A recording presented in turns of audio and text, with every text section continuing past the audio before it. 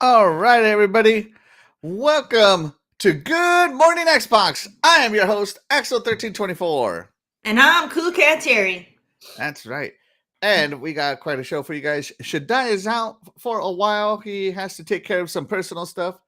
Dreadpool is probably asleep from having quite the adventure in Hawaii, from what I understand.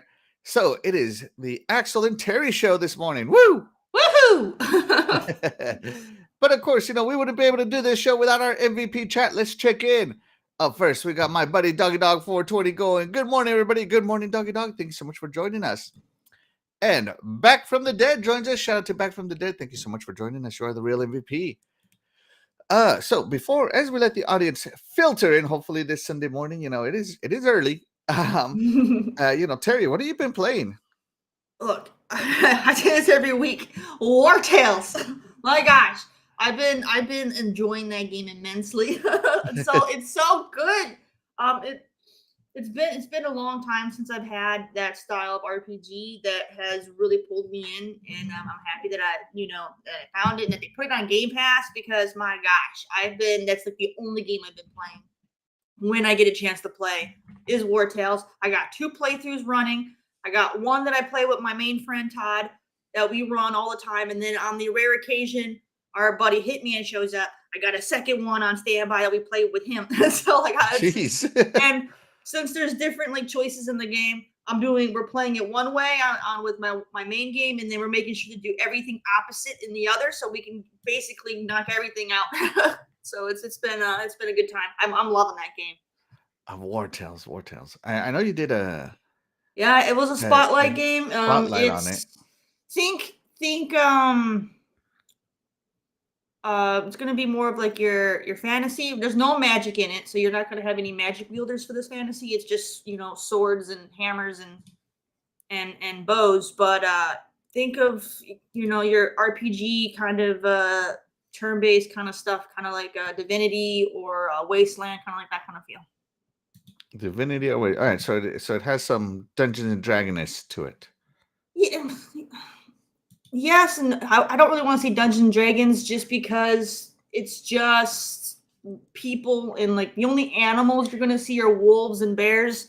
There isn't any like mystical anything in it. Just basically just think like you're going back to olden times in like England, and you're fighting it out with pitchforks and stuff. You know what I mean? There's no dragons or magical elements at all. Okay. But it's really good. I'm loving it. Jeez, I'm looking at it now. I might have to do it. So it's a co-op. Yeah, you can do co-op. You can play by yourself, or you can do co-op, and it's a turn-based kind of like tactics, kind of like fighting, and okay, it's good. Like Wasteland. And it has survival elements in it too that you can change how high you want that. So you have to manage food as well as money to pay your group, because everybody's hired mercenaries, so everybody's with you because they want to get paid. So you gotta keep everybody happy. So it's fun. All right. Well, I might have to do it. I might have to check it out. It looks fun. I'll tell you that much. Let's see. Kilomilo joins us. Shout out to Kilomilo. You are the real MVP. He says GTA 6. Yeah. GTA 6 is the trailer's coming right around the corner. Everybody is talking about it. Everybody is wondering who has the advertising rights. Personally, nobody might have the advertising rights because they are not doing it. They're doing their own showcase. Not an event with anybody. So, as we all know, PlayStation had the GTA 5 licensing advertising rights, and I think Xbox had the GTA 4 DLC advertising rights or something like that. So, there's a good chance that Xbox might have the licensing rights, but I think the safe bet is PlayStation on this. Xbox has been investing heavily in themselves and not so heavily outside. And personally, I don't think Xbox would get the advertising rights on it if it's not coming to Game Pass. And GTA 6 is not going to launch into Game Pass. I'm sorry to say, guys. I think GTA 6 is just going to be another PlayStation advertised game. And you know how they're going to advertise it, the good old deception. of making it look like it's only on PlayStation 5, SSD 5. So yeah. Yeah, that's my thought of GTA 6. If it's not coming to Game Pass, it's probably not on Xbox. What do you think, Terry? Yeah, it'll probably be if anyone's gonna get advertising rights, it'll be PlayStation, just because majority of the people who play it on PlayStation or PC, and PC never gets marketing rights for anything. So you know what I mean. So even though I think PC has the most gamers, like they don't ever get any of the special perks, I guess, that console gamers get. They haven't launched a GTA. Rockstar hasn't launched a game day one at the same time on console and on PC. They'll usually go console first, which is why I think everybody likes it, and then they'll go to everybody else. So yeah, that's just the way I see it personally. So I have been playing a lot of Gotham Knights. I'm starting a new game plus on it. Of course, as you know, I bought this game. I love this game. I've been playing the assault mode. I'm getting like level 56 mods and stuff, and I'm like, need more power. Who's your favorite of them to play with? So through the campaign, I love Robin, as I feel Robin play the stealth aspect of Robin is just phenomenal. So I like Robin the most. In assault mode, I like Batgirl. She tends to have a lot of high-end damage, and not as much stealth-based as Robin is. Like Robin, he has a ton of stealth, and in assault mode, stealth does you absolutely no good. So I play Batgirl in an assault mode. But through the campaign, I want to say that Robin was my favorite. I wanted it to be Nightwing, but Nightwing is like, I don't know what the word is. Like a lot of pizzazz and not a lot of substance. Is the best way I'll say it. So yeah, that's the way I'm gonna say it. A lot of pizzazz, not a lot of substance. So Robin to me was the best because those stealth takedowns on bad guys are so fun. So fun. So yeah, I've been playing a lot of Gotham Knights. And guys, tell me how the video's looking. I'm trying to load all these videos to try to get an idea of the choppiness maybe that was happening. I do see that my videos are having some trouble downloading fast, so I might have to address that on my computer later. It's brand new, guys. I don't know what's going on. All the settings you gotta get tweaked. Yeah, I gotta get to those settings. All right, so Terry, two TV trailers came out, and of course, we're gonna talk about some of these. Let's start off with the existing trailer, as I'm gonna call it, the Halo trailer. So Halo got a season 2 trailer that just looks freaking crazy.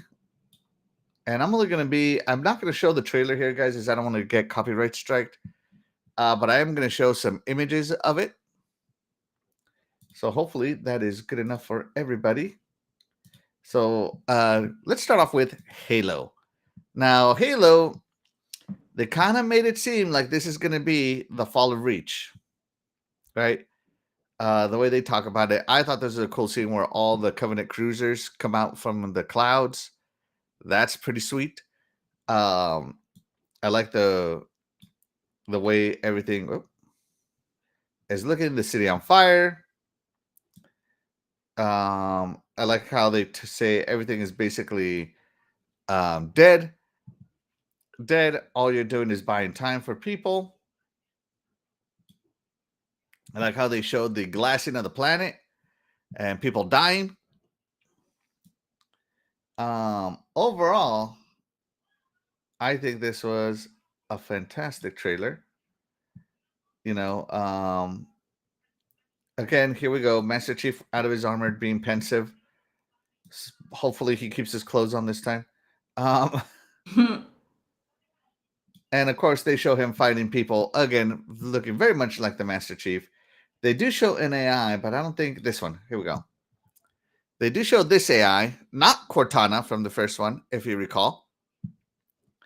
So, where is Cortana in all of this? And of course, they show the infamous. Unless that Halo. is Cortana, they could have had a change of actress. Yeah, maybe that's what they're doing for it. And so, Halo, the new season starts February 8th, 2024. And of course, I am going to be reviewing every single episode, giving you my thoughts pretty much that same week.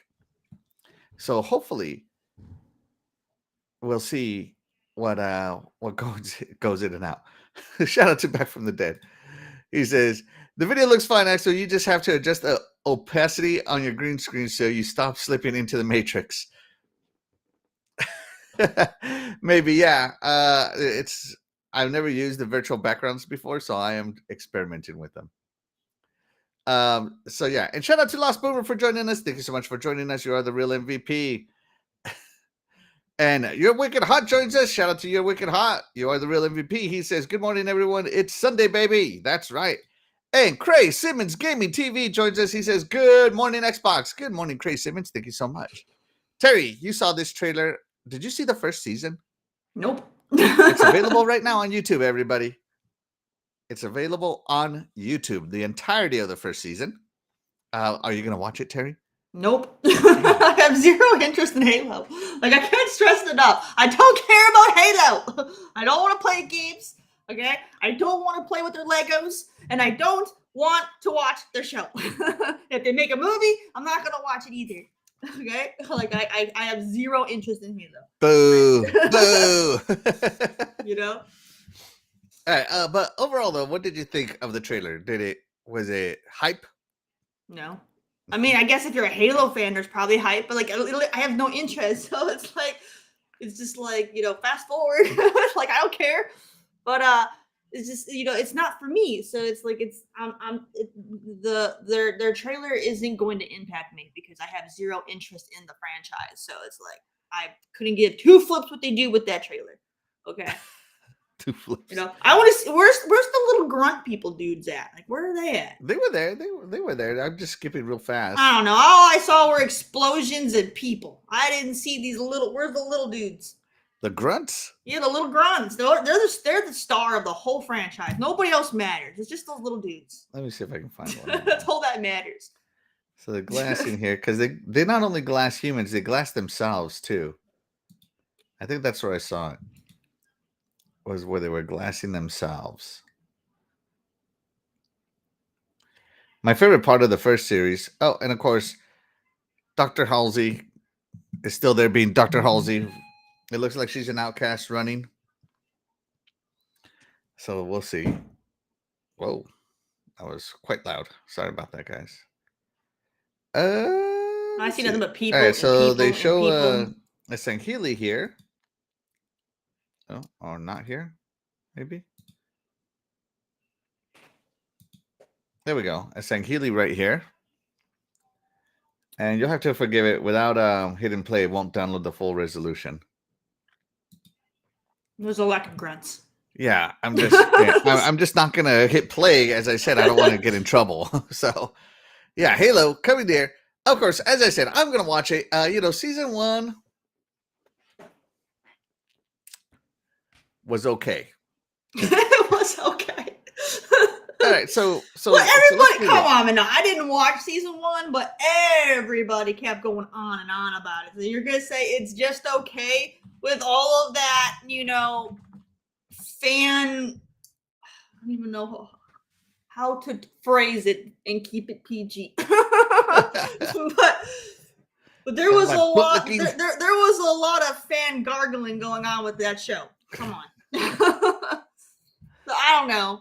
Right. I don't get it, but fans love it. I mean, I think the only thing that fans kind of really complained about was him taking his the what? His helmet off. Oh yeah. But then they got used to it because it's Hollywood and they kind of they have to do it differently for TV.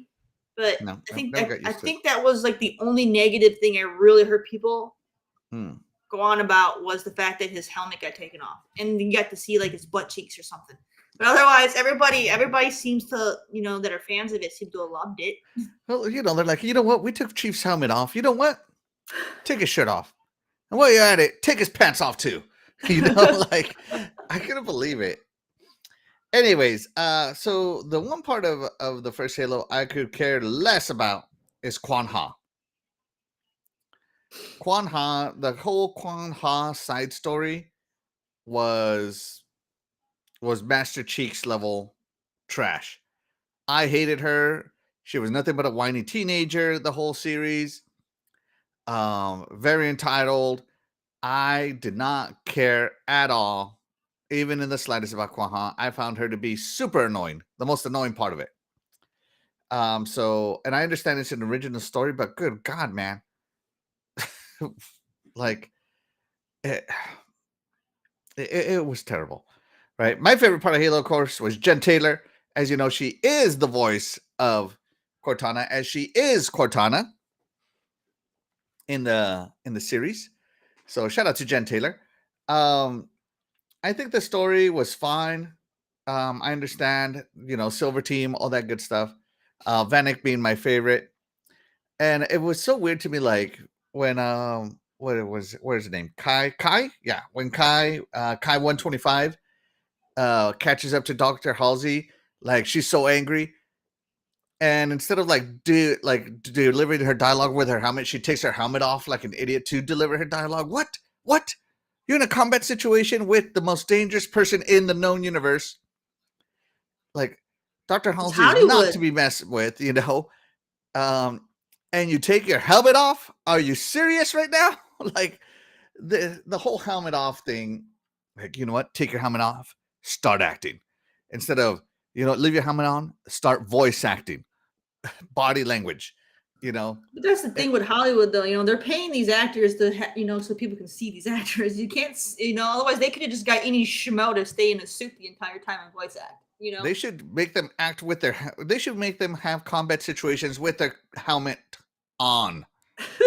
But you're paying for their face. In the military, I was allowed to take my helmet off. No, I fully understand, but just Hollywood, they're paying for their face. So. Look, I'm just saying, keep the clothes on, keep the helmet on. And it also upset me that when we finally got to see Master Chief just go ham on these guys, it was spoiler, but season 2 is coming around. Watch it on YouTube. Spoiler. Is when Cortana basically took charge. I won't tell you how she took charge, but she did.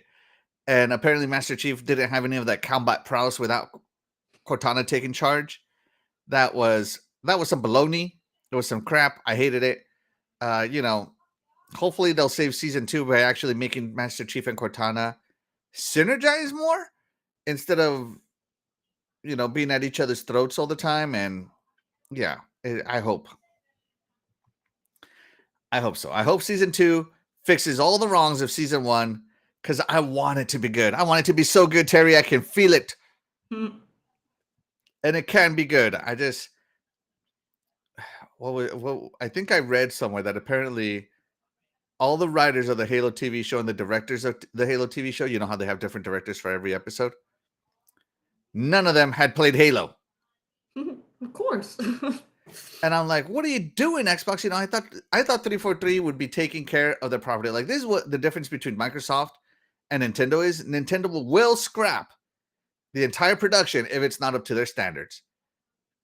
And Xbox needs to do the same with Halo. You need to take care of Halo. Start taking care of it. Let's check in with the chat. Getting fired up over here. So Back from the Dead says, it was good as fans' interpretation, just wasn't accurate to the game. It was good as fan fiction. I think they need to get like a book writer, who's a fiction writer, and get him in there or her in there, because they can write better than these Master Cheeks guys, Hollywood writers did. Just saying. People are overthinking it. The Halo series was good, ready for season 2. Like I said, it was good. That's all I can say. It was good. I wanted to say it was real good. It's phenomenal, Terri. You need to watch it. You're missing out on your life, blah, blah, blah. But I can't tell Terri any of those things. I'm not going I'm to tell her that surprised the it's show's going to coming knock her out. socks off. I'm surprised it's coming out so soon. That tells me they had it done before the strike happened. Yeah, I mean, it was 2 years ago when the first season came out. So yeah, February 8th, start streaming, and of course they're only going to do one episode every week, so 8 episodes roughly, so 2 months. 8 episodes for a season? That's terrible. No, that's the latest and greatest is 8 episodes for a season. I miss that's the old terrible. 24 episode season format. I don't know. Like all the shows I watch have like a bajillion episodes in a season. Yeah.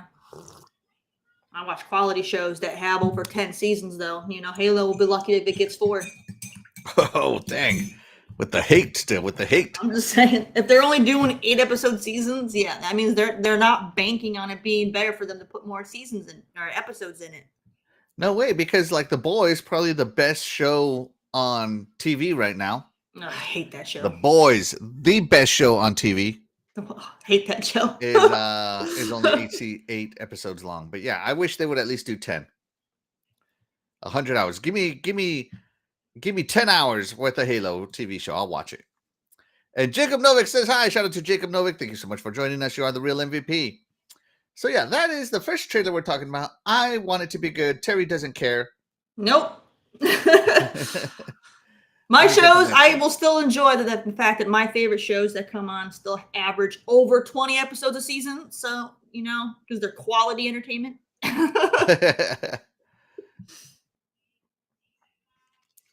right, let's see. Jacob Novik says, did meet Dan's new puppy today. Took it behind the door because I'm scared of dogs before they get bigger and I have a soft spot for them. Dogs are beautiful. They're pure love. They're pure love. They do nothing but love. But Terri, let's get on to the next trailer.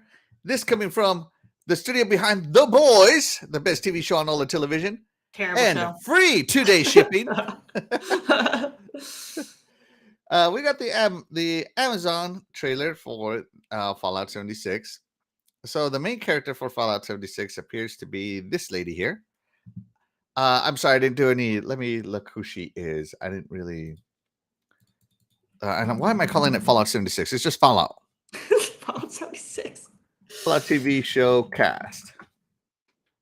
There you go. Fallout TV series IMDb.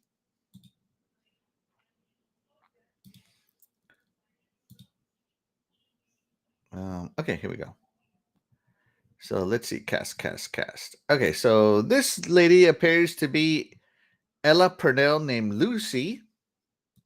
I believe that was her name when I watched the trailer.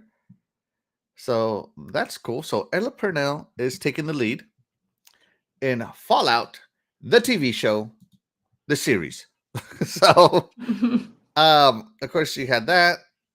They showed the Wasteland. Just they're giving off the credentials from the director of the award-winning series Westworld, Jonathan Nolan. They're making the Wasteland look like the Wasteland.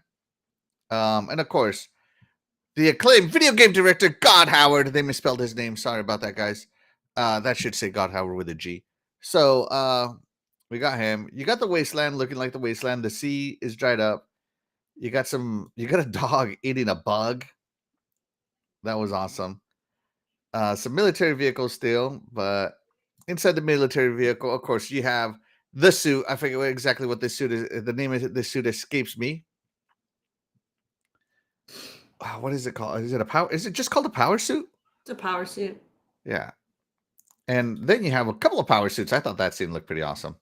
These look too new. Like every power suit you get in that game is always like frame. I think they're gonna do the typical current timeline, previous timeline jump skips of how the Wasteland became the Wasteland. Those suits are just too immaculate though. They should look like scrap. Well, that's what I mean. I think they're gonna show this in the past. I think that's maybe because it's hard to find one power suit to see several of them put together like that, huh? When you get to the big cities, you'll see a lot of them like that, and they'll be in better condition than the ones you find out in the Wasteland. But even the ones in the city are going to have dents and scratches and stuff because they've seen combat. So like it's just that they all look shiny and new, and then it doesn't make sense to me. And of course, you got this awesome shot of. Let me make sure I get this of Moises Arias. I think that's his name. Again, I'm not a big Hollywood name guy, so sorry I got it if I get it wrong. The show looks awesome. You can see some of the Vault Tech in the back. You got the Gatling gun. Oh, sorry. You got the Gatling guns. You got a lot of stuff happening. I love the monsters in the trailer. This monster looks awesome. And of course they show all of the nukes going off. As is tradition with Fallout, you can't do Fallout without nukes, and it is coming April 12th. Fallout, the series, the TV show. Terri, are you gonna watch it? Are you gonna hook up your 2-day Prime and watch this? I mean, I already have Prime, so I might check it out. But yeah, I might check it out. I mean, I do like Fallout. It's just I don't know. I feel like they're probably not going to do this very well. Like first off, the Fallout shelters. Everybody, okay. If you've been an avid player of Fallout, you know that all of those shelters they were scientific experiments. Okay, they lied to the populace, telling them like, "Hey, go to the Fallout shelter. You'll be safe while we have the nuclear. All the nukes are coming down." In reality, they were just testing on people, and a lot of people died in those shelters. But yeah, they did. It looks like they have them coming out before the nukes drop. What? That doesn't make sense. Like they announced all this before. So like this, if this is showing the before, you should be seeing people going into the shelters, not already coming out and then nukes dropping it. It's I don't know. I have to see how they do it in the show, but the trailer isn't making sense. The trailer doesn't make any sense. Okay, so but are you gonna watch it? I might. I might. Just You'll watch this, but not Halo. Halo's awful, but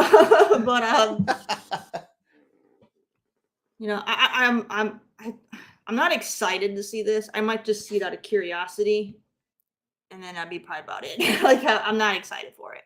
Yeah, I don't like video game adaptations. Video game adaptations are usually terrible. That's why I stay away from them. Okay, well, we'll see. We'll see what happens. And shout out to Jacob Novik. He says, "Oops, I don't know what happened. Hold on 1 second, guys. Here we go." He goes, "Isn't the power suit mainly used by the Brotherhood of Steel?" You're correct. You are correct. That's where you get the good ones. And he says, "I think the bomb scene at the end will be a flashback or be the open it to season 1, episode 1." Yeah, exactly. I think they're going to do a lot of forward and backwards, as is very normal for shows right now. They do a lot of time skipping, which I think is is very annoying. Show me the beginning and show me the now. Stop with all this flashback crap. I don't know how many shows this is going to be, how many hours this is going to be. Let's see. It doesn't, on IMDb, it doesn't say how many episodes it's going to be. So I'm going to assume it's going to be, again, 8 to 10, as is normal for now. So we shall see. But yeah, Fallout, the TV show, the series. It looks awesome. I'm not gonna lie, it looks pretty great. Amazon right now has some of my favorite TV shows. They got The Boys, they got Invincible. So for them to get Fallout, hopefully, fingers crossed, it's gonna be phenomenal. Paramount Plus, I think, does great sci-fi, hence why Halo went there. But they need to do better. They got to do better. Their app is terrible. Yeah, do you have the same issues that I have? Like whenever I boot up Paramount Plus, either it crashes or like there's audio glitches. Like you'll start playing audio and then you'll go to play the video and it's still playing the audio from the menu while you're trying to play the video. Do you ever have that happen? Like it's the most annoying, janky piece of crap of app in existence right now for streaming. Like it's just No, it's awful. that's never happened to me with Paramount Plus. What happens to me on Paramount Plus is I load it up and I want to go to like the side menu so I can search for my stuff. And instead of going to the side menu, it starts scrolling through, the side scrolls through the content. And I'm like, no, go to the side menu. Like it's annoying. And then when I finally get it to go to the side menu, it reboots. And I'm like, son of a biscuit, I can't even get it to like scroll anywhere. Like it's super lagged out. I don't know if it's just their version they have on the Fire Stick or what, but the version that's on the Fire Stick is awful. Like I can't make selections because it lags out so bad. And then when I finally pick the thing, it takes forever to actually show it. And then they'll always have like that little video that plays as they're while you're looking at the show before you pick the an mountain episode. and stuff. Yeah. Yeah. So when you pick the episode, that video that was on the menu is still playing over the top of the audio of the episode, and it's the most annoying thing. Like the hassle I go through to watch Star Trek Lower Decks just to get it to work with the audio. Great show, by the way. Is like it's. They're lucky Lower Decks is good. Huh? It's a pain in the neck. Look, I don't know what version you guys are watching off, but the Fire Stick version is crap, and I hate watching Paramount Plus because it's nearly impossible to get it to work. Yeah, as I said, I don't have those issues with Paramount Plus. I'm watching the TV app version on my LG Smart TV. So it's the WebOS version, and it works fine for me, except for that little piece. Amazon works fine on WebOS. I have a very overall positive experience on WebOS. So yeah, we'll see what happens. But yeah, by the way, Lower Decks also one of the great shows on TV right now. So funny, so funny. I love the Lower Decks. Let's keep it going here. Shout out to Eternal Shaddai. Thank you so much for joining us, Eternal Shaddai. You are the real MVP. He says Master Cheeks is back. He will be in February 2nd. Get your full cheekness there. Let's see. Shaddai says, I really want to see Master Cheeks fall out. Freaking Shaddai. You can always expect Shaddai to say something weird. Jacob Novik says, no, wait, the vault seems to be located in the desert. Sure, it can be right after a nuke, but a desert, when the bombing scene is taking place in a non-desert, hey, you don't know. It's the wasteland. It looks like a whole... Yeah, the whole concept of every Fallout is that everything got destroyed, so everything just becomes like a desert. Because if everything's gone, you don't have the trees and the buildings to prevent erosion. So what's going to happen? You need lots of erosion. Yeah. It depends how many nukes you drop. You can definitely create a wasteland, a nuclear winter for a long time. Let's see. Xbox has Grounded animation show plan. That's cool. Grounded, the gardening game. Yeah. Gears of War series and a film in 2025 Minecraft plus the 2025 Minecraft movie begins filming in February in New Zealand. That's cool. Look, that movie is probably going to be the best-selling video game related movie in existence. It's going to beat Detective Pikachu. You know what I mean? Like Minecraft, come on now. Minecraft is the one true competition when it comes to Pokemon stuff. So that should be interesting to see. Absolutely. All right. So Terry, you're not a huge Halo fan. We still gotta win you over. You seem to be more of a Fallout fan. But if you could pick any single Xbox IP to be made into a TV show, not movie, TV show, which one would it be? An Xbox IP. Mm-hmm.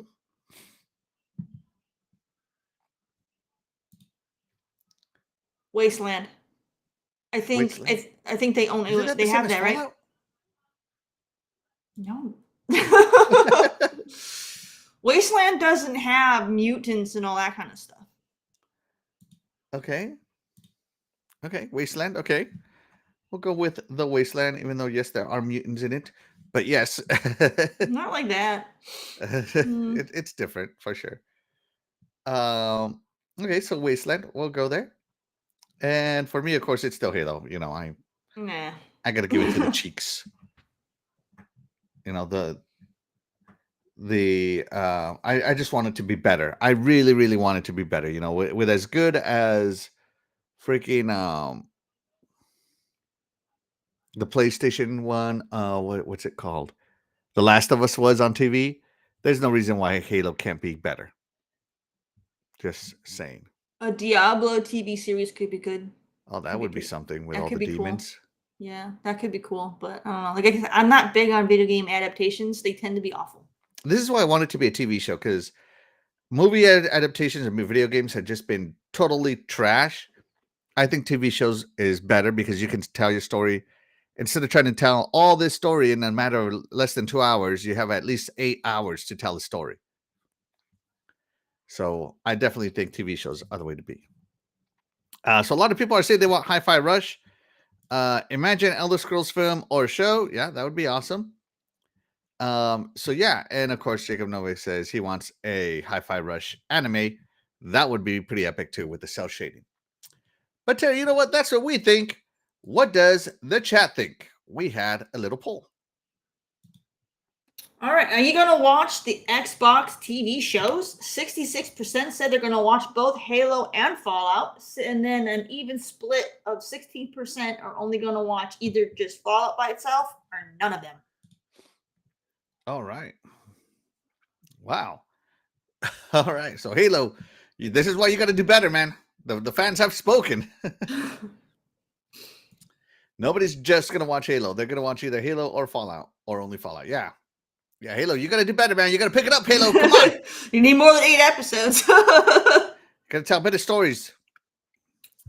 Stop wasting that IP. All right, but let's move along. It is the holiday, Terry, and Xbox decided to give us an early holiday gift. Maybe I would say these leaked out, but then Xbox Game Pass confirmed it on Twitter. So leak confirmed. We are getting 12 games for Xbox Game Pass in December. 1, 2, 3, 4, 5, 6 times 2 is 12. 12 games. You know, I called it the 12 days of Game Pass, even though they're not coming out over the 12-day period. But interesting if they did that, games. Though. They should do a 12. They should do a 12 days of Game Pass. That'd be sweet. It is such. That would be some great marketing too. Yeah. So we are gonna go through these games here.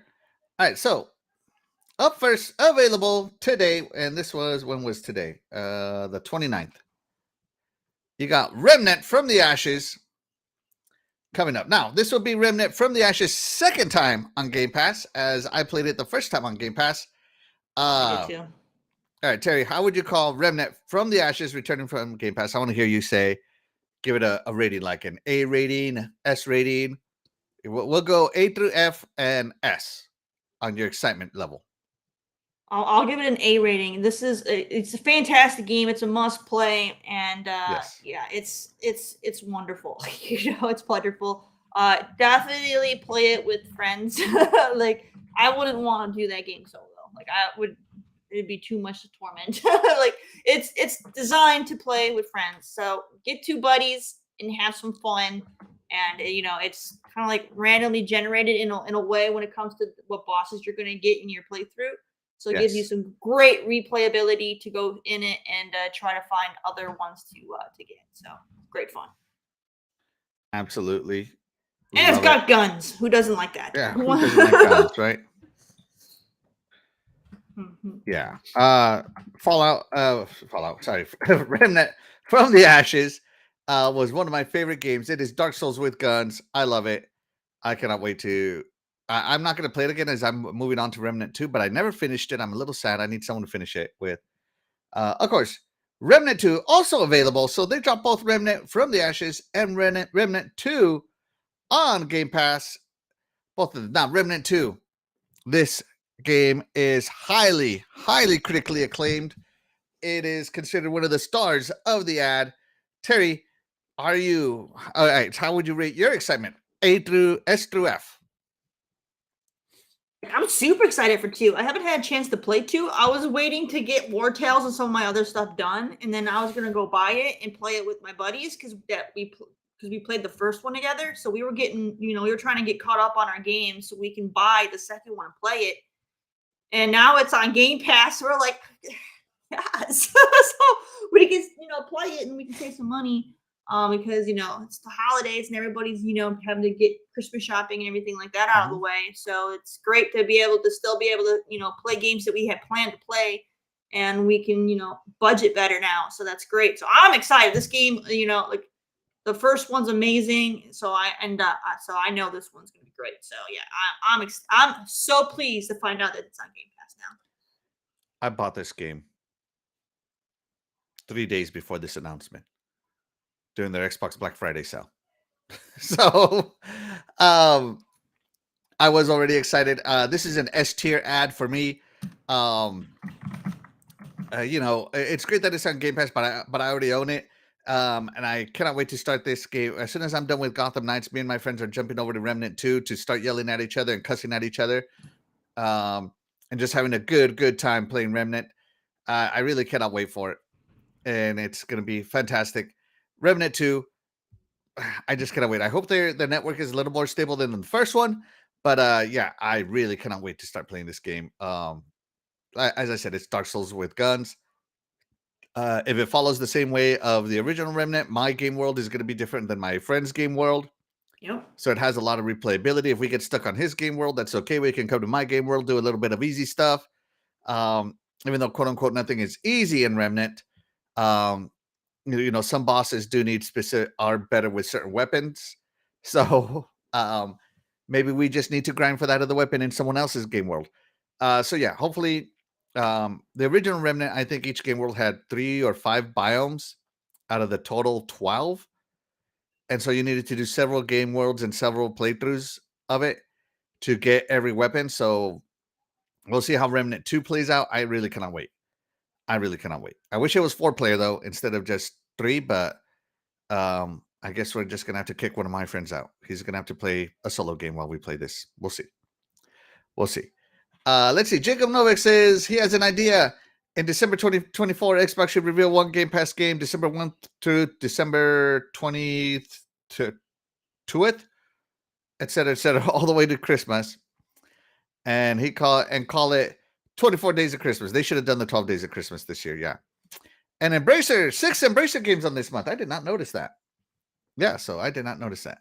And shout out to Dan, the man Cunningham, for joining us. Thank you so much for joining us. You're the real MVP. He says, good morning, all. How's everybody doing today? Doing fantastic. Thank you so much for asking. Thank you so much for asking. All right, Spirit of the North. Let me see, where's Spirit of the North?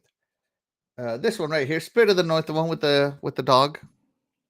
Can you might like that one. It's kind of similar to Ori, but not quite like Ori. It's not going to be as crazy as Ori, but it's kind of in the same vein. Yeah, Spirit of the North coming soon, December 1st. So it already launched. Spirit of the North was on my watch list. So I am definitely going to play. I think this is for me, this is a B tier ad. Only because I don't know what I'm getting into. I have no history with this developer or with any of their or with this style of game. So if it's like Ori though, if it's a Metroidvania, whoo, yeah, I cannot wait. But yeah, this one came out 3 years ago, so it is not a new game. It is not a day one ad or anything like that. Spirit of the North 2 actually just got announced a month ago. So it is so far given us a sequel to look forward to. Terri, Spirit of El Norte. Yeah, I'm looking to watch the Nintendo Switch trailers. I cannot find an Xbox trailer. I think it's a beautiful game. It's just not my style. I'm not real big on there's certain things that I'm just I'm not real big on, and anything that has to do with platforming usually is stuff I stay away from. Mm-hmm. And I'm not too big on side-scrolling games. So it looks like a beautiful game though. It's just it's not really my thing. Yeah, so this is on the Switch, and this is the art style, right? So this is perfect for the Switch. And I said, but you're gonna find similar graphics with Xbox, just this plus draw distance. That's basically what you're gonna get with the Xbox. These graphics just further draw distance. So yeah, Spirit of the North. I'm not sure what it's about. It is on my watch list, and obviously it did well enough to gain a sequel.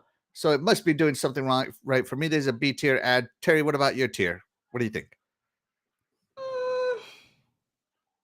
Yeah, I'd probably say B. I mean, the game looks like it's pretty cool. It's just, it's more of just like an exploration game.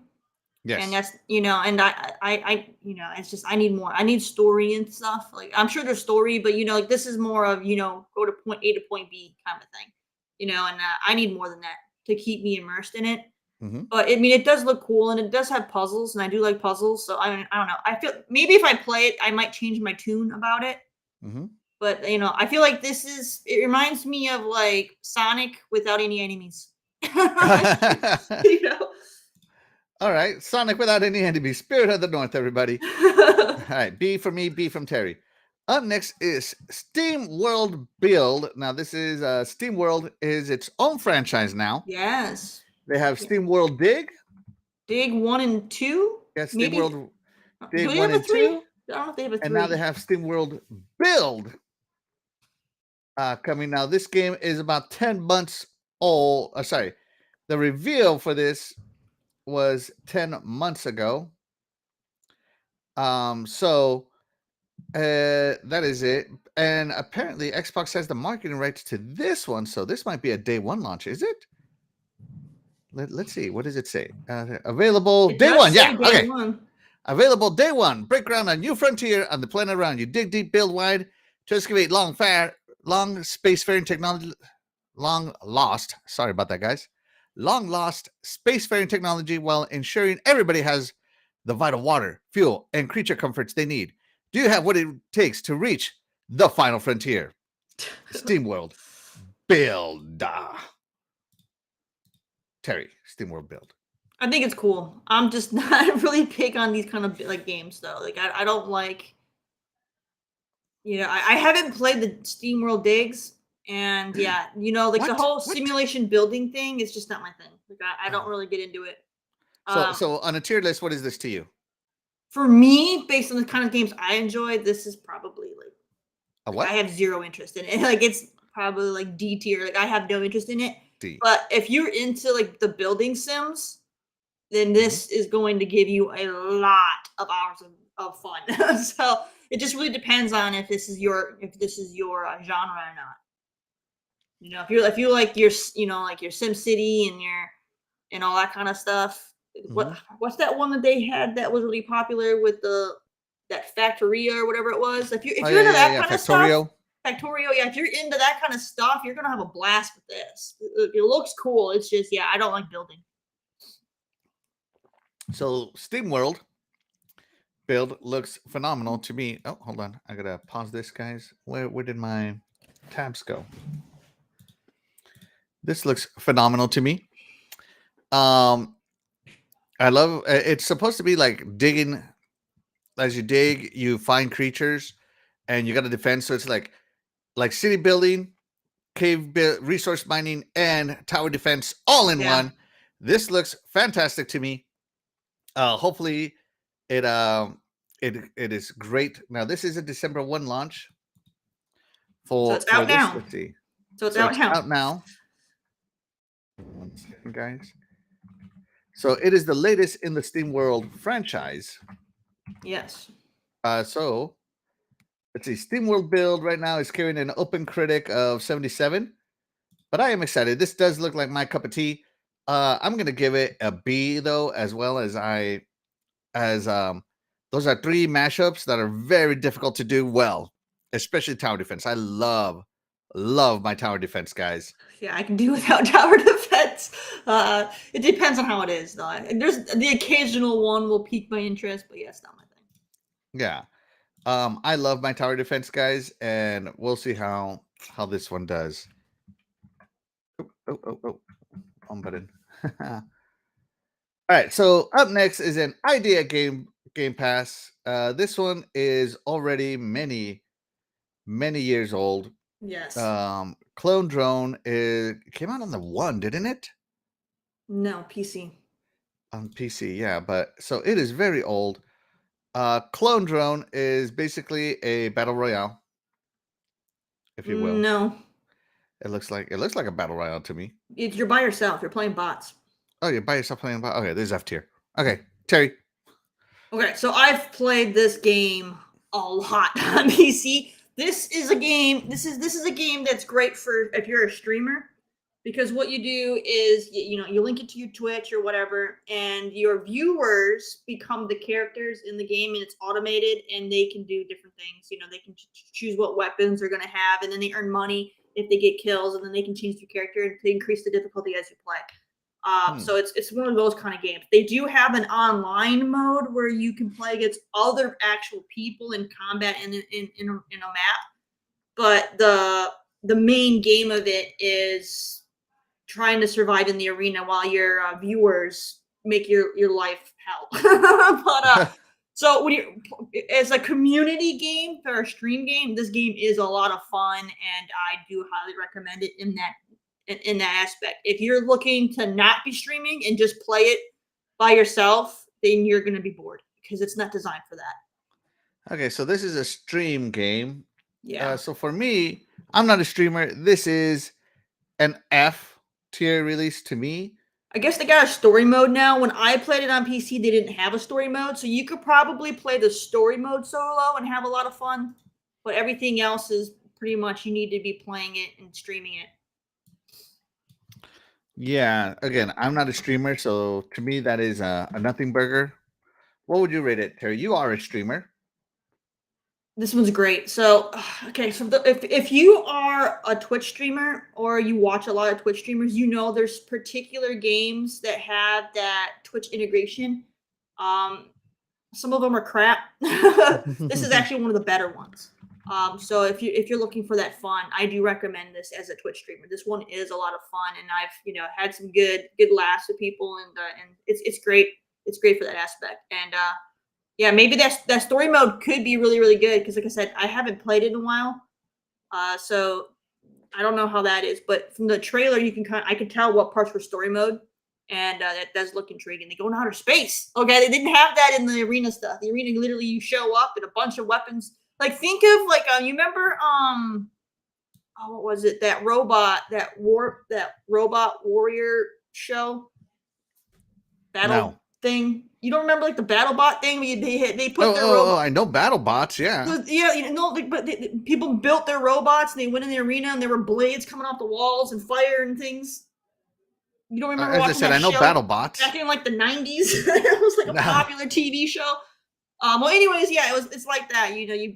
You go in there and you have a whole bunch of weapons and they're trying to kill you, and then you have your viewers coming in as bots trying to kill you and stuff. So it's a good time. All right, good time. All right, there you go. Let's check in with our chat here.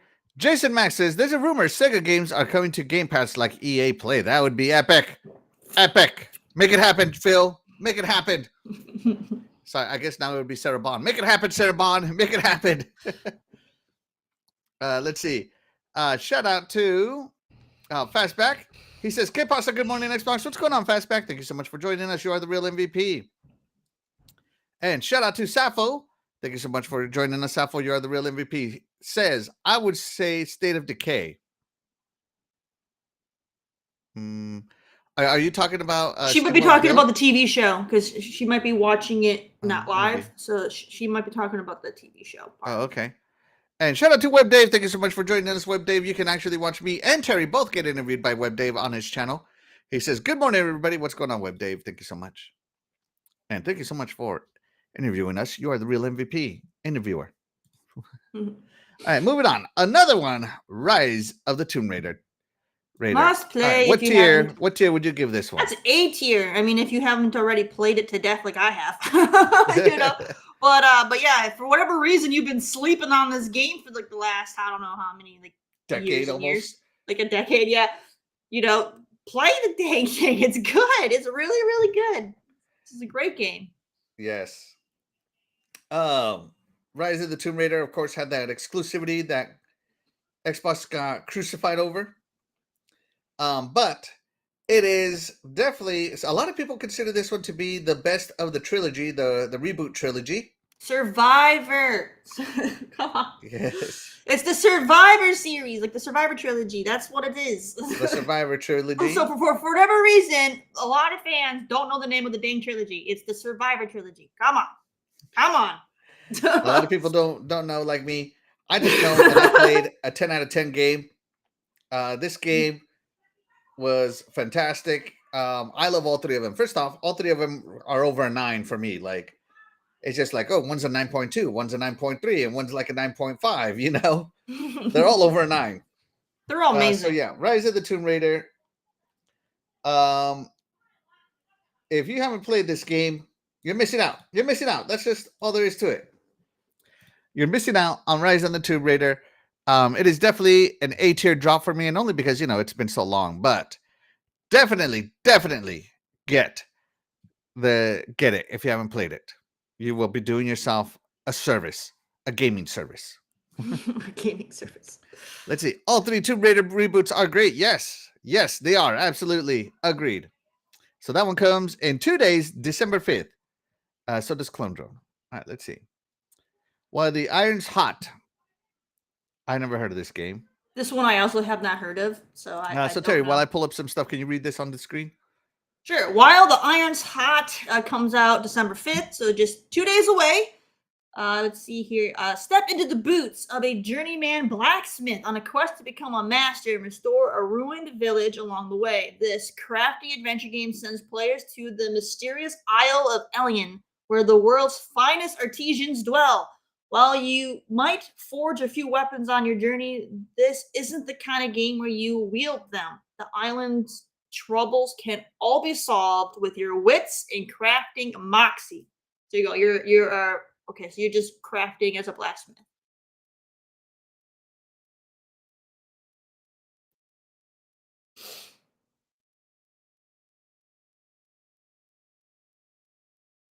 You're muted, Axel.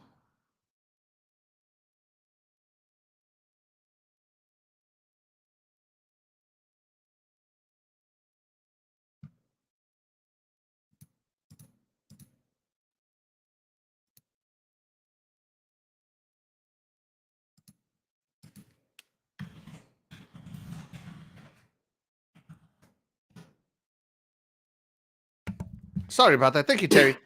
Sorry, for me, this would be a D tier.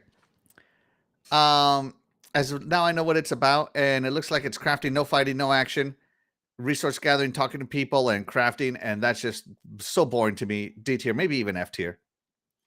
It is just not my bag. When it comes to like resource, like farm, these are basically like your farm sim games.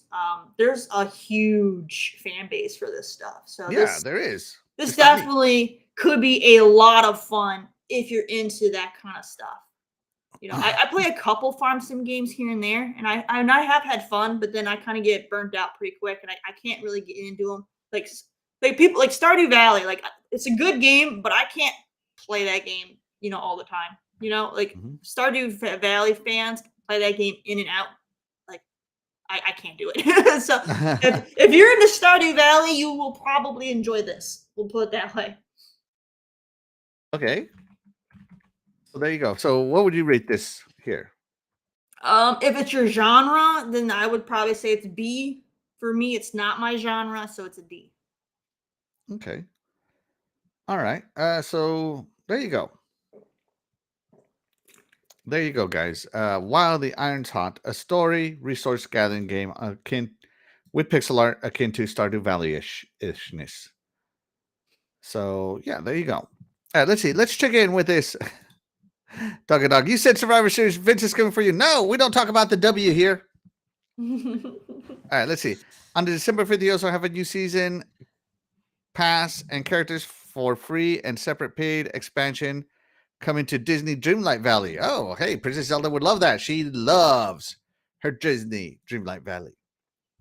All right, up next, December 5th again, in 2 days, World War Z Aftermath.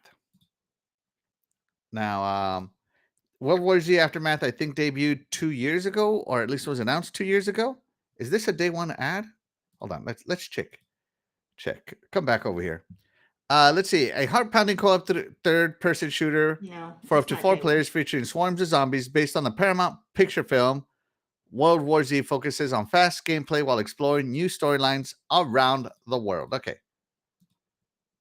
Terri, World War Z. This was impressive on the the Xbox One and the PS4 by how many zombies that were on screen. just hundreds of them, and they would gather and mountain up just like in the movie. Uh, did you ever play this? No, I don't like zombie games at all. Really? Yeah, it's not my thing. But I mean, I saw the movie too, which I didn't want to see, but everybody Mhm. want to watch it, so I got forced to. But I mean, if you like this kind of thing, then this looks like a great time. Have some fun. It does look good for what it is. It's just I can't stand zombie games, so it's a hard pass for me. All right. So I played World War Z, and I got to tell you, I hated it. My cousin wanted to play it with me, so three of us got together. We went in, and it was infuriating, frustrating, and just stupid how fast these zombies came at you. Um, couldn't get past the first level. Just being honest, we couldn't get past the first level, Wait, and we're like, "What the heck?" in words of action, you got to get good. Get good, yeah. We are not good at zombie apocalypsing, obviously. Um, so yeah, the World War Z for me is it's not like mechanically bad. It's not anything like that. It just was unbalanced heavily. The ammo was scarce and and you have all these hordes of zombies. What are you supposed to do? And you can't run because they catch you. They're faster than you apparently. You're running against the Usain Bolt of zombies every time. So for me, this is a C tier ad. If you're into it, you're into it. Otherwise, They might I'm have just not going to improved play it. on those issues. The only way I'll This play is a this game different is one. if my cousins want me to play it with them again. But otherwise, or my niece and nephew, if somebody invites me. Otherwise, though, for me, this is not being downloaded. Terry, what tier did you give this one? For me, it's D because I have zero interest in it. All right, yeah. So there you go. D tier, C tier. And like I said, nothing wrong with it. It's just not my cup of tea. Yeah, I'm only giving it a D because it's not my genre. That doesn't mean it's a bad game. It's just not a game for me. Yeah, this is just, and we're giving it D tier ads, personal D tier ads. Okay, not D tier ratings for the game itself. All right, let's see. Jacob Novik says, I have an idea. Xbox buys Takes-Two. Rockstar owns two tweets who are the two most liked in gaming tweets. The tweets announcing December 6th GTA thing and the tweet saying GTA 6 trailer December 5th. I mean, it would take them almost 2 years to close that deal. Take-Two is a big publisher.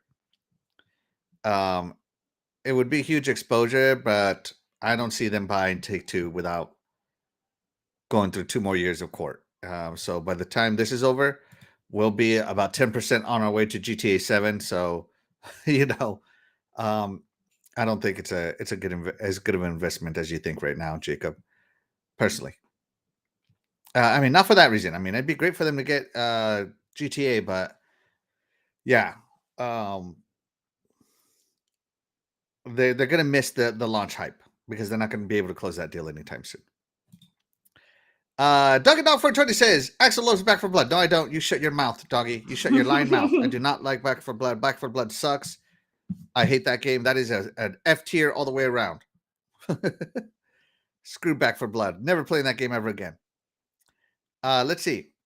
Back, you don't have to outrun the zombies, just your friends. Yeah, that is Doggy's. That's how Doggy plays Back for Blood. He just outran me. He's like halfway through the next door, he's like, I already went through the door and I'm locking it. Screw you, Axel. I'm like, what are you doing, Doggy? Yeah, no, not playing that. Screw that. Has anyone tried Tear Down? Never heard of it. I've heard of it. But I have not played it. Okay.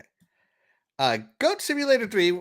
So we had a little what do you call it? Like a tournament, trailer tournament on Iconic Video Games podcast.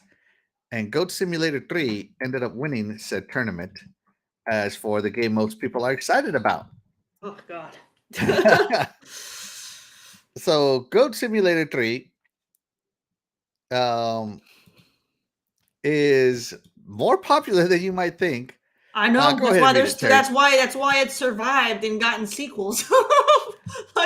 like for me, I never would have gotten past the first one. So the fact that they've made it to 3, oh goodness. I can't with it. I can't. Like for me, this is an F. I This is cannot. an F. I cannot stand Goat Simulator at all. I don't find it funny. I think it's just dumb and a waste of time. People get, a lot of laughs out of it and they have their fun, which is great. I'm glad that, these people were able to create a game that people enjoy. But for me, it's just stupid and a waste of time. I don't get the appeal of ragdolling and doing dumb stuff. But people like it. So, have your fun if you like it. But yeah, no, this is an F. I can't with this game. I can't. All right, so Pilgor's back. Gather your herd and venture forth into Goat Simulator 3. All new, totally realistic sandbags farmyard experience that puts you back in the hooves of no one's favorite female protagonist. There's nothing realistic about Goat Simulator. Like, what are they talking about? You don't know. Those gliding physics are the best, okay? So, Goat Simulator 3. Of course, the kids love this game. Stupid humor with co-op for your favorite friends. You can go in and cause nothing but chaos.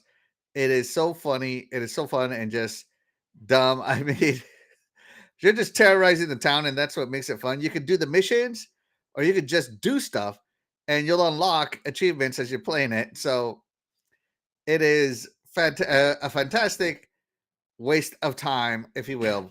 I think it's funny. I think it's hilarious. I think it's great that you get this giant sandbox with all these toys.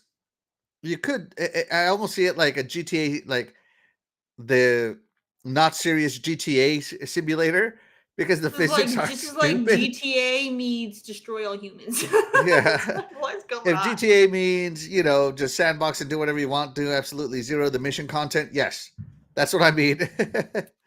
So Goat Simulator 3 out now. I think this is definitely an A-tier ad. The kids are going to love it. Your nieces and nephews are going to love it. Your little brother and sister is going to love it. And play it with them. Play it with them. Get some memories out there, guys. So Doggy Dog says, Goat Simulator 3 is the GOAT. Goat Sim didn't get it too, Terry. The fun was to make the first game, then jump to 3. Exactly. And yeah, Sappho gets it. See, Sappho, Goat Sim is fine. No stress. Just do dumb things. Exactly. And Back from the Dead says, I'd rather have another Destroy All Humans game. They made a sequel. Nobody bought it. So December 7th, Goat Sim 3. Terry, Against the Storm on PC, Game Pass, not console. Terry, can you read this? A dark fantasy city builder, another building game. Yes. This might be Axel's thing though, because you didn't you might like it. A dark fantasy city builder where you must rebuild civilization in the face of apocalyptic rains. As the Queen's viceroy, lead humans, beavers, lizards, foxes, and harpies to reclaim the wilderness and secure a future for civilization's last survivors. I have not heard of this game. I don't know what's going on, and it sounds ridiculous just from that little paragraph. I said, what did you get from that little paragraph? That it's a building, it's a building thing, so I don't know. But reading that paragraph, it sounds like a building strategy game, but you have foxes and lizards and a whole bunch of weird stuff happening in it. I don't know. It sounds chaotic to me. All right. Is this it? This is gameplay for it? Yeah, this is gameplay. What is this nonsense? It's on Steam. Are you a bird? What? You're animate creatures. There's no humanoids. I mean, I guess you're animoids. I don't know. So there you go. A city builder where you have to tame the wilderness. Yeah, I mean, again, this is just like the other ones we've shown. If you're giant moles, that's cool. But yeah, no, I'm not into city building and like farming and all that kind of stuff. But that looks pretty flipping cool though. Okay, I haven't seen enough of this game or heard enough of this game. I'm gonna give it a D tier stealing their eggs? No wonder why they're mad. No wonder what's mad. I'm giving it a D on excitement level. As far as a drop, I don't think I'm gonna try it. Too many other games to play. This one I think is just gonna fall through the wayside. But it is a steampunk style game. I do love my steampunk. But yeah, I think this one's not gonna do it for me personally. So yeah, there you go. All right, share this tab. We are down to Tin Hearts. Terry, go ahead and read this one as well, please. Embark on lemmings-like puzzles to relive the emotional and heartbreaking story of a genius inventor, Albert Butterworth, spanning across 4 distinctive acts with 50-plus puzzles masterfully woven throughout a grand Victorian home. Steadily uncover a variety of whimsical inventions with unique abilities to provide a safe route of passage for a troop of tin soldiers to travel. Whoever wrote this loves their run-on sentences. Let me tell you. All right. You did not. Shout out to the game complainers. Thank you so much for joining us. We appreciate you being here. You are the real MVP. And shout out to Gogo Paul. Haven't seen you in a while, man. So he says on Steam, overwhelmingly positive with 15,000 reviews. Oh, that is one sentence. That entire paragraph, that is one sentence. Okay. What is wrong with people? That's one sentence. So there you go. Tin Hearts. So, but Against the Storm apparently is overwhelmingly positive. Okay, now I might try it. All right, Tin Hearts though.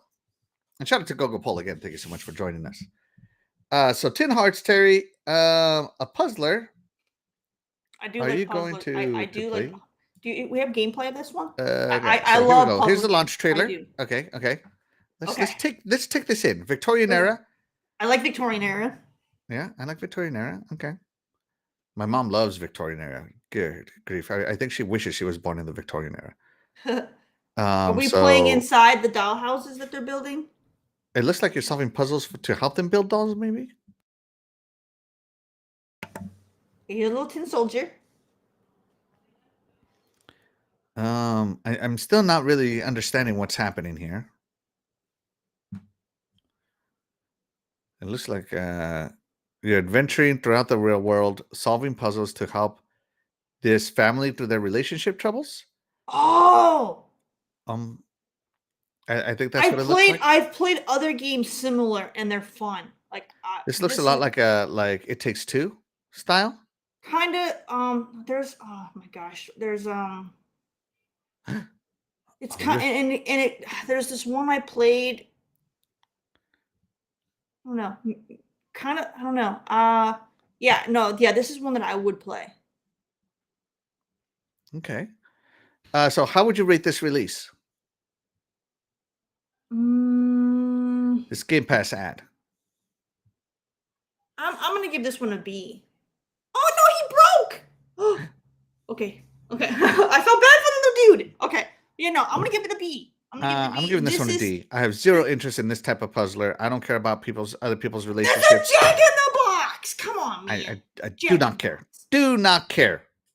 Trash. And cannons. Oh, dude. Yeah, this is. I mean, I'm expecting there to be some pretty cool music. I can't. It's muted, but I'm thinking there's probably some pretty cool music in this. Like, I can tell. This is an emotional it does look cool. It has really good angles here. Dude, this looks fine. And audio would make it amazing. Like, yeah, I gotta play this. I gotta play it. Tin Hearts. There you go. Tin Hearts. Terry, so this is an A tier probably for you? S tier maybe? I'm gonna give it a B. Because the games that I'm gonna give an A aren't like that. So that's gonna be a B. That's all right, a B. For me, that's a D. As I said, I'm just not interested. That looks fun. I'll listen to your review on it. Right. It's gonna be like Bramble. That's right. Bramble. That's right. Let's see. Jason Max says, just remember, Xbox is number one. With all this many games added, they sure are. Xbox is the best deal in gaming, not deny. Nobody denies the greatness of Xbox Game Pass. If you do, you are dumb. Right, dang. I played Against the Storm. It is great. Very PC builder, tower defense. Ooh, I love tower defense.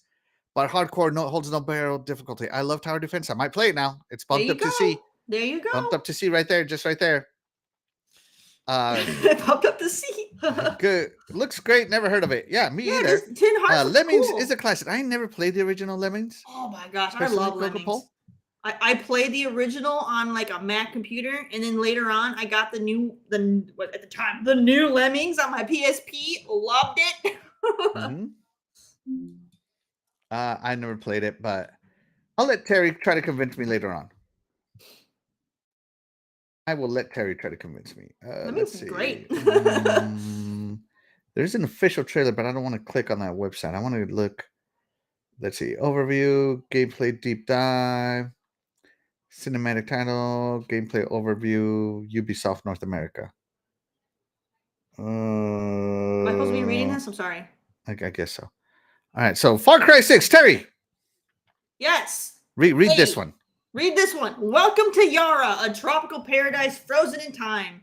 As the dictator of Yara, Anton Castillo, is intent on restoring his nation to its former glory by any means necessary, with his son Diego following in his bloody footsteps.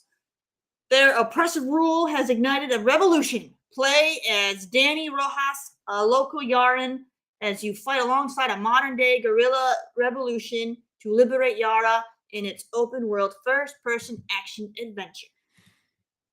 All right, Far Cry.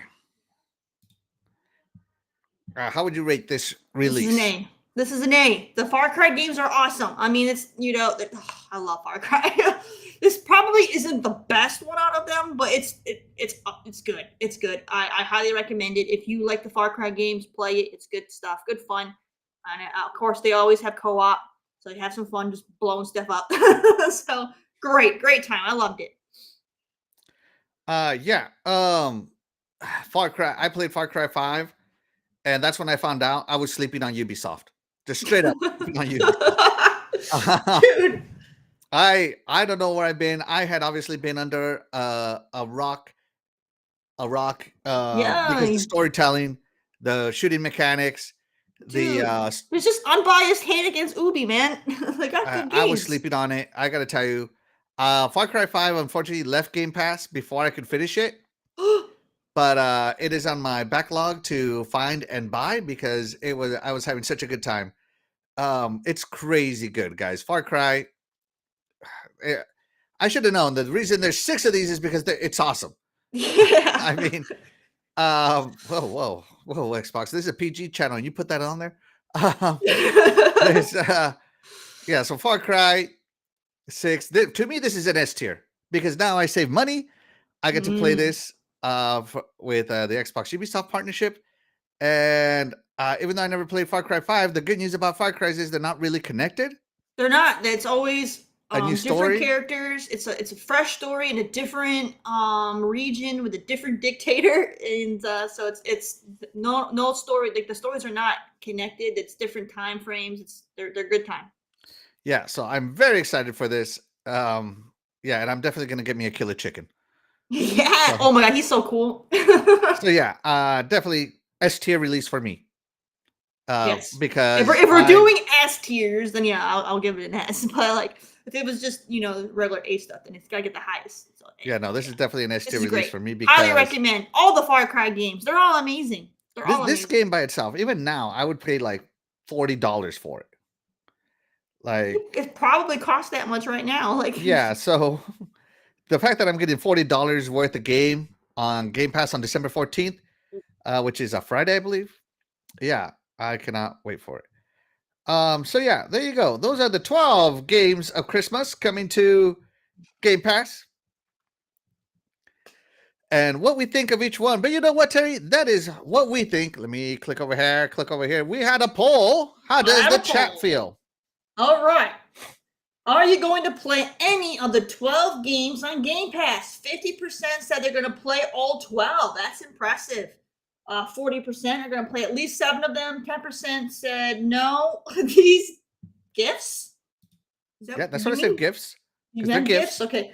No, these gifts suck. And then nobody said yes, but they're only going to play 3. So so overall, people are going to play majority of these games. So that's awesome to hear. Yeah, absolutely. I'm probably going to play maybe 3 of these. I'm obviously going to play Remnant. That's next on the multiplayer. I'm definitely going to play Far Cry 6. I've already played Tomb Raider, so that automatically disqualifies it. And I'm looking at either SteamWorld Dig or now, because they said so. Where did it go? Against the Storm? Against the Storm. One of those 2 builders I'm probably going to play. I don't know which one, but I'm definitely going to play one. So yeah, and of course, so those are my 3 that I'm definitely playing. Terry, 3 that you are most definitely gonna play. Put that other Game Pass game away and play these. Remnant 2. Yeah. I'll be playing that. I want to check out that Tin Hearts because it looks cool. Mm-hmm. And I think I just have those two because I've played I own and have beaten Far Cry 6. I've beaten Remnant Up from the Ashes. I own and beat the Tomb Raider. Like I've already beat a lot some of these. So so for me, it's just going to be probably Remnant 2. Oh yeah, and Danger Zone I've done. Like so, it's Remnant 2 and Tin Hearts is kind of the only ones on my radar for these because the other ones I've either already finished or I have no interest in. So yeah, I'm really interested in Spirit of the North though. Like I don't know, I might try. Yeah, I might have to check. That's a out wild that card one. for me. That's a wild card. That's a maybe. Yeah. So if I gotta do 3, I'll say Remnant 2, Tin Hearts, and Spirit of the North would be my 3, since the other ones that are high on my list I've already completed. Yeah. Yeah, there you go. So there you go. Shout out to the chat. Let's see. Gogo Pole says crazy. Both Far Cry 6 and Remnant 2 was close to buying on sale last week. Now I don't have to. Absolutely. Save that money. Get that Game Pass cash savings right there. Yeah, I bought Remnant 2 on the Xbox sale because I love Remnant and I have zero regrets. I don't care that a game that I buy comes to Game Pass. To me, that's just, especially on a co-op game, not everybody will have the free income I have. And it lets me say, hey, now you don't have to buy it. Download it. Let's play. So to me, it doesn't bother me that games that I pay for come to Game Pass. It doesn't make me feel like I lost out on money or anything like that. And I'm certainly not going to wait for it to come to Game Pass. If I really want to play a game, I will pay a lot of money to play that game. Like Gotham Knights came to Game Pass, but I bought the $300 edition to it. Oh goodness! So yeah, I should say shout out to Doggy Dog for buying it for me and finding it. Appreciate you, Doggy. You the man. You the dog. All right. Let's see. So yeah. All Ubisoft games always played, in my opinion. Even Ghost Recon Breakpoint is really good now. Yeah, agreed. I've been sleeping on it. I agree. There's a reason why I shill for Ubi because they got great games. All right. Yes. So let's see. Graphic God came in. Did I say good morning, Graphic God? Shout out to Graphic God, just in case. Thank you so much for joining us, Double G. You are the real MVP. Let's see. I can play all of them, and I'd even replay Rise of the Tomb Raider. It has that survivor mode that's good. I never played the survivor mode on Tomb Raider. I just like the stories. The stories. I've played that game several times, though. I'm good. I finished it twice, so yeah. And shout out to Splint Difference. Thank you so much for joining us, Splint Difference. You are the real MVP. We appreciate you. Guys, be sure to hit that thumbs up button. Be sure to hit that like button. It really helps us get discovered, especially in the live gaming section of YouTube where we mainly broadcast. We really appreciate it. It helps the show out if you're enjoying what you see. So we appreciate each and every one of you, of course. And even if you're not in the chat and you're just listening in the background, you know what? You're also the real MVP. We appreciate you. If you're catching this on the replay, you are also the real MVP. We appreciate you. You are all the MVPs. So yeah, here we go. So that's gonna do it for that. But guys, it is time for Terry's Indie Spotlight. Terry, are you ready with an indie for us this week? I am ready.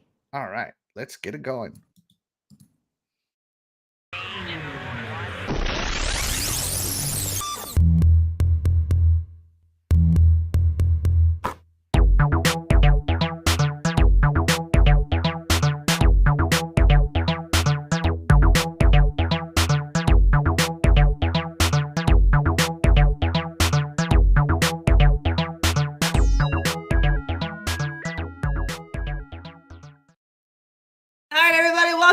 To my indie spotlight. All right, I hope you guys are excited. I got another great game for now. For those of you who are like me and you like your RPGs, like your action RPGs, things like that nature, this is going to appeal to you.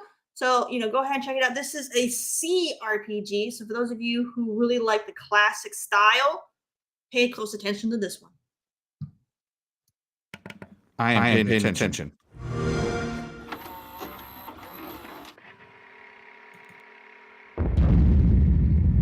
Wow. 1986. The year when it all ended.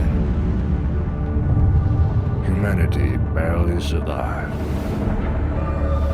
But there is new threat.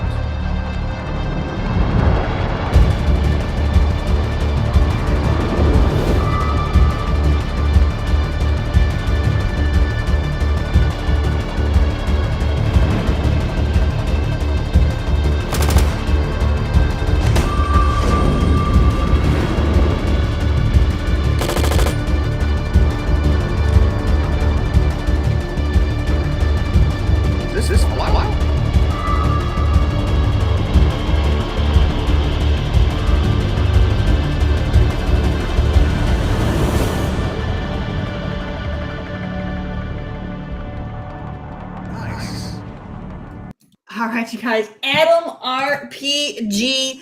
So yeah, so if you like your classic style RPGs like Fallout 1 and 2, the Wasteland series, Baldur's Gate, like anything like that, you're going to love this. This is going to take place in like 1986. The Soviet Union and everybody decided, you know what, we're nuking the planet. Nuclear war happened, and you are a survivor, and you're doing secret agent man kind of stuff. All right, so go. It is turn based. So yeah, if you like I said, if you like that classic RPG, style, which I really enjoy those. Wasteland is one of my favorite ones out there that does it. So like, yeah, if you like Wasteland or the original Fallout games, then you should definitely check this game out. So have some great fun. It's got an amazing story that will keep you immersed in the game. So most people who play this game put in about, depending on the person, usually between 60 and 80 hours, because it's just that fun. So, have some good fun with it. It's available on all the systems. So if you want to play it on your Switch, your PlayStation, PC, or the best place, Xbox, you can. The base game on console is $23, but they do have the Survivor little collection that adds the DLC with it for $26. So go ahead and grab that. Or if you prefer to play on PC, Steam does have the base game without DLC for $15. So you go and have some fun and play it. But yeah, it's single player. But yeah, it's check it out, you guys. It's good stuff. Actually, you're muted again.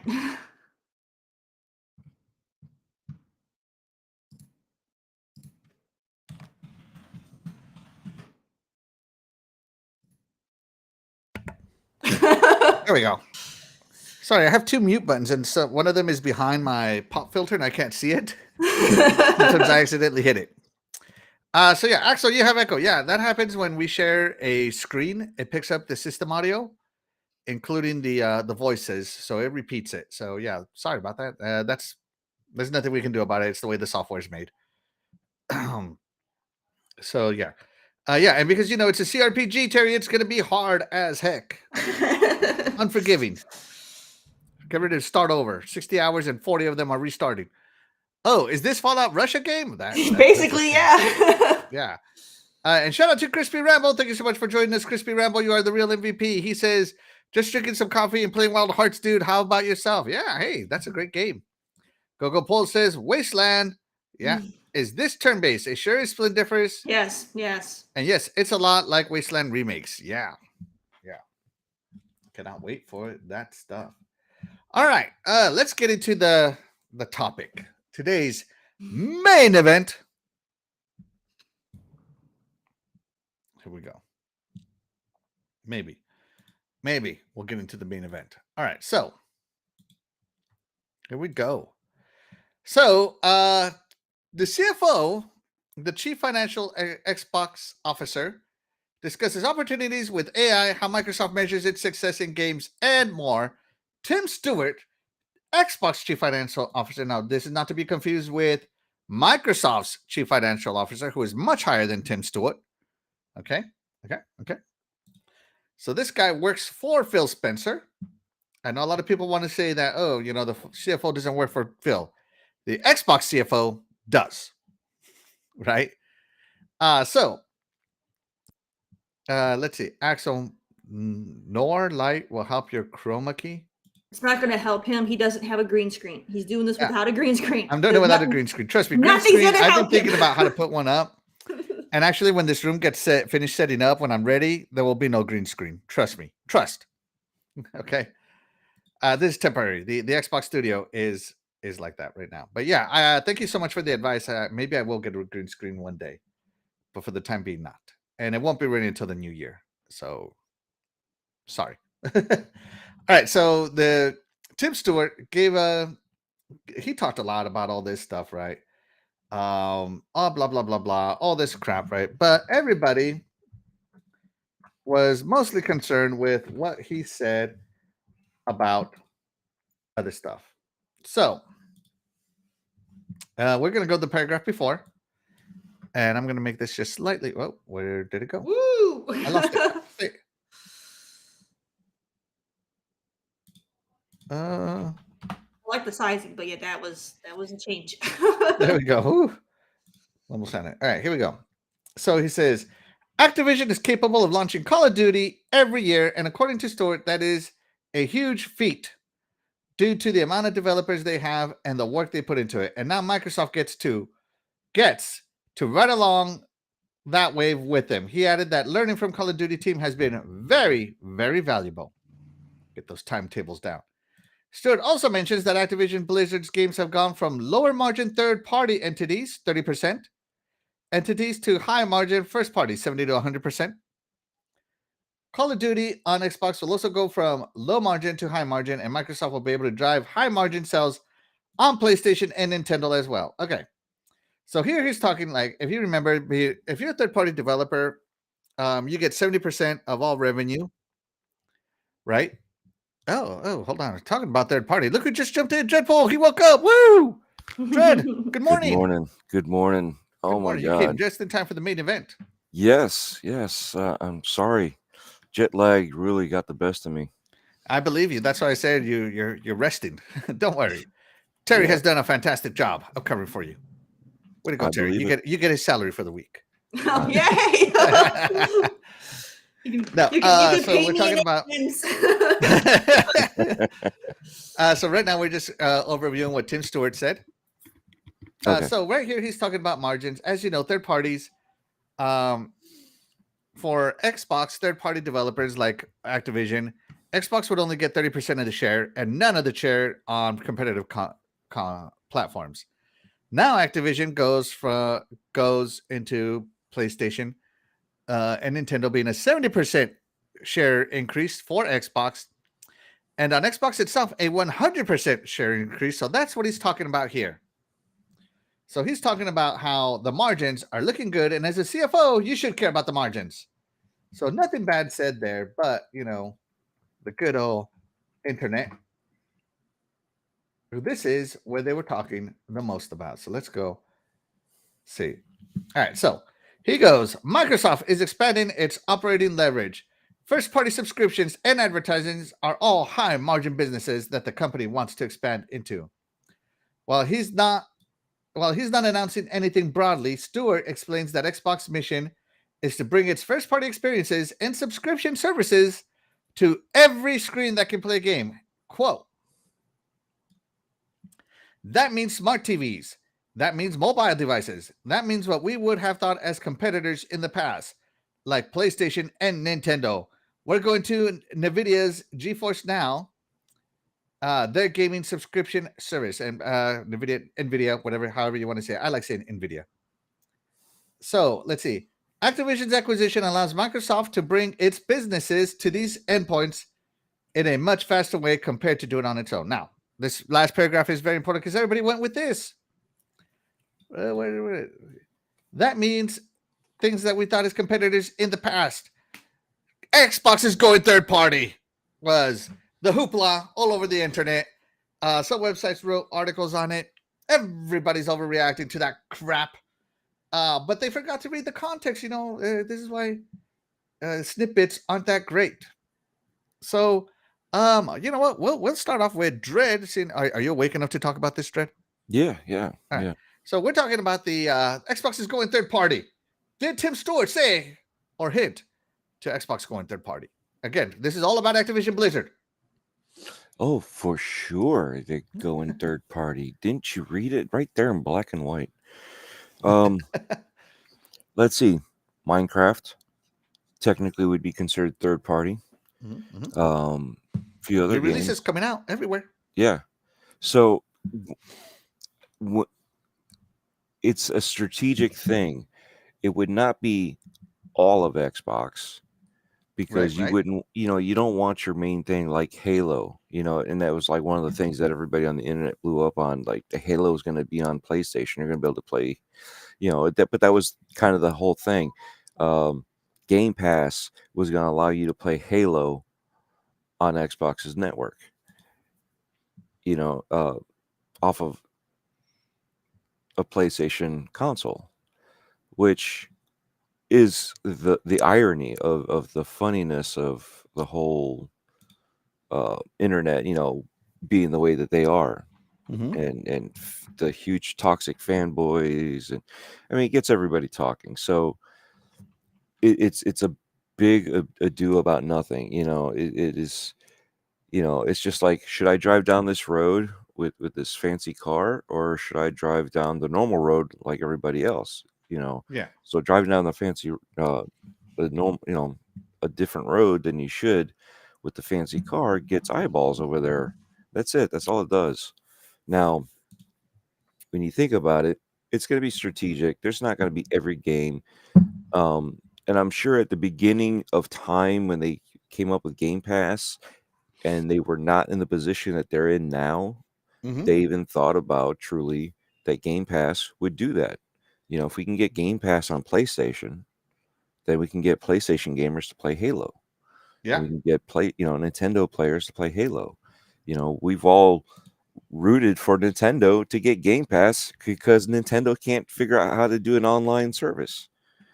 They can't do it properly. They're still running, at that time they're running on, what, 1991 servers. Mhm. So when you look at it like that, it made sense back then. Mhm. But now this is a different thing. This is including Activision Blizzard. So again, did everybody forget that we had a whole year of um, Court. trials and Lena Khan and CMA like trying to throw the monkey wrench into this purchase? They did say certain things like certain games will stay third party, like Yep. COD. So when it comes to that, this makes sense. Certain games will stay third party esque, even though it's a first party game now. That doesn't mean that the old games before, will that were third party will stay that way. They could be, but I mean, if you think about it, if it's a multiplayer game, it makes sense to reach out there. If it's an older game, it makes sense.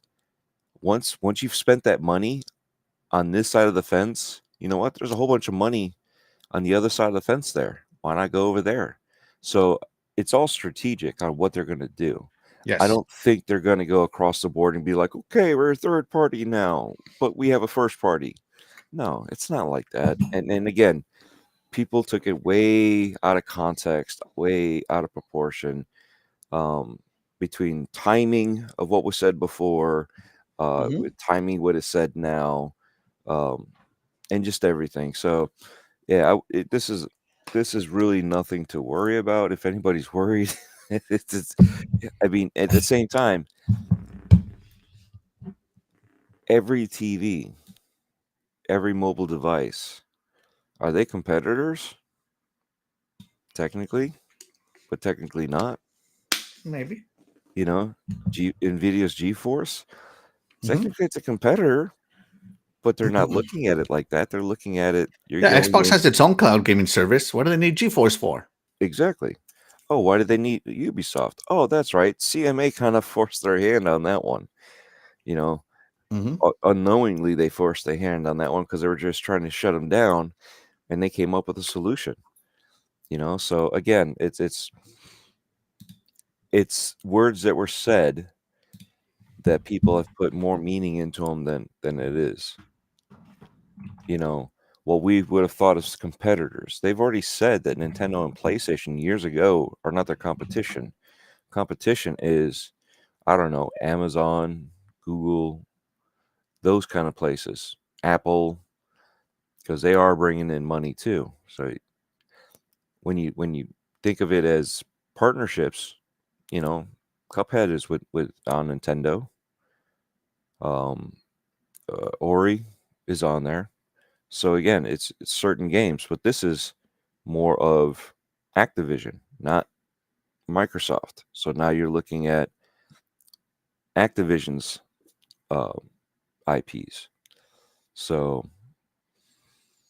people are grasping at straws. It's everything is like, I'm not going to let my neighbor borrow the fancy car. You know what I mean? If I had a fancy car, but if I had a heap to drive, and they needed it to get to work, I'd be like, here, take the keys to that one.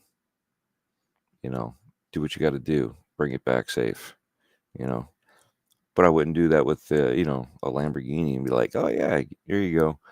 I mean, my neighbors then would better be, I don't know, a lot more richer than I am if I have something like that to be like willing to give it to them, because I know they could afford to give it back or buy me a new one.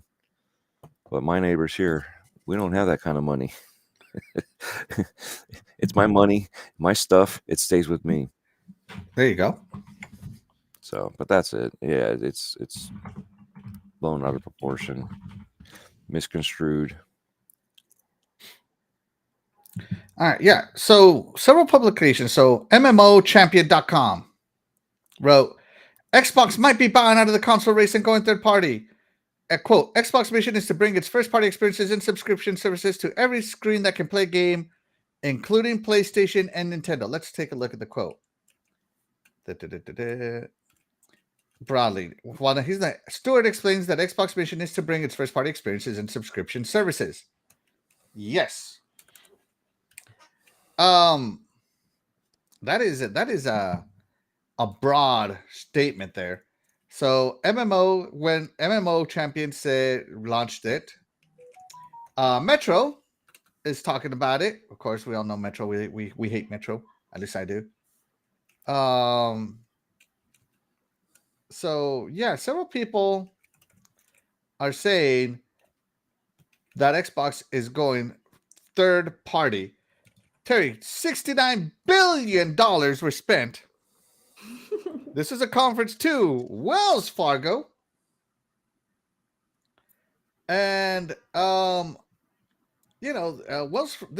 was to one of the banks that they probably got investment from. And so Stuart is just explaining to the banks. But everybody, of course, is talking about it. Like, this is very hard to defend, because Stuart explains that Xbox's mission, there's a mission statement out there somewhere, right? Is to bring its first-party experiences and subscription services to every screen that can play a game, blah, blah, blah, including PlayStation and Nintendo. So, I don't know. This is very hard to defend. Terri, play devil's advocate if you want, or play the defense lawyer, whichever one you want to do. I mean, let's see how. Shout out to the King. Thank you so much for joining us. You're the real MVP. Sorry, I didn't see you before. I mean, we've known that for a long time that Xbox's goal has to, they want to diversify and be on as many platforms and devices as they can be. So I feel like if they're going to put Game Pass somewhere, they're probably going to put it on like a Samsung or LG TV, because they already have like partnerships with them. So, that seems like that makes sense. I don't foresee Game Pass going on PlayStation, Nintendo though. I know that's something that everybody keeps wanting, and I'm sure Xbox wants to do that, but I don't foresee that happening. They would more than likely just grant access to certain games at certain times, kind of like how they do right now with like the Minecrafts are everywhere. They didn't make that exclusive. Everybody can play like Minecraft Dungeons and all that.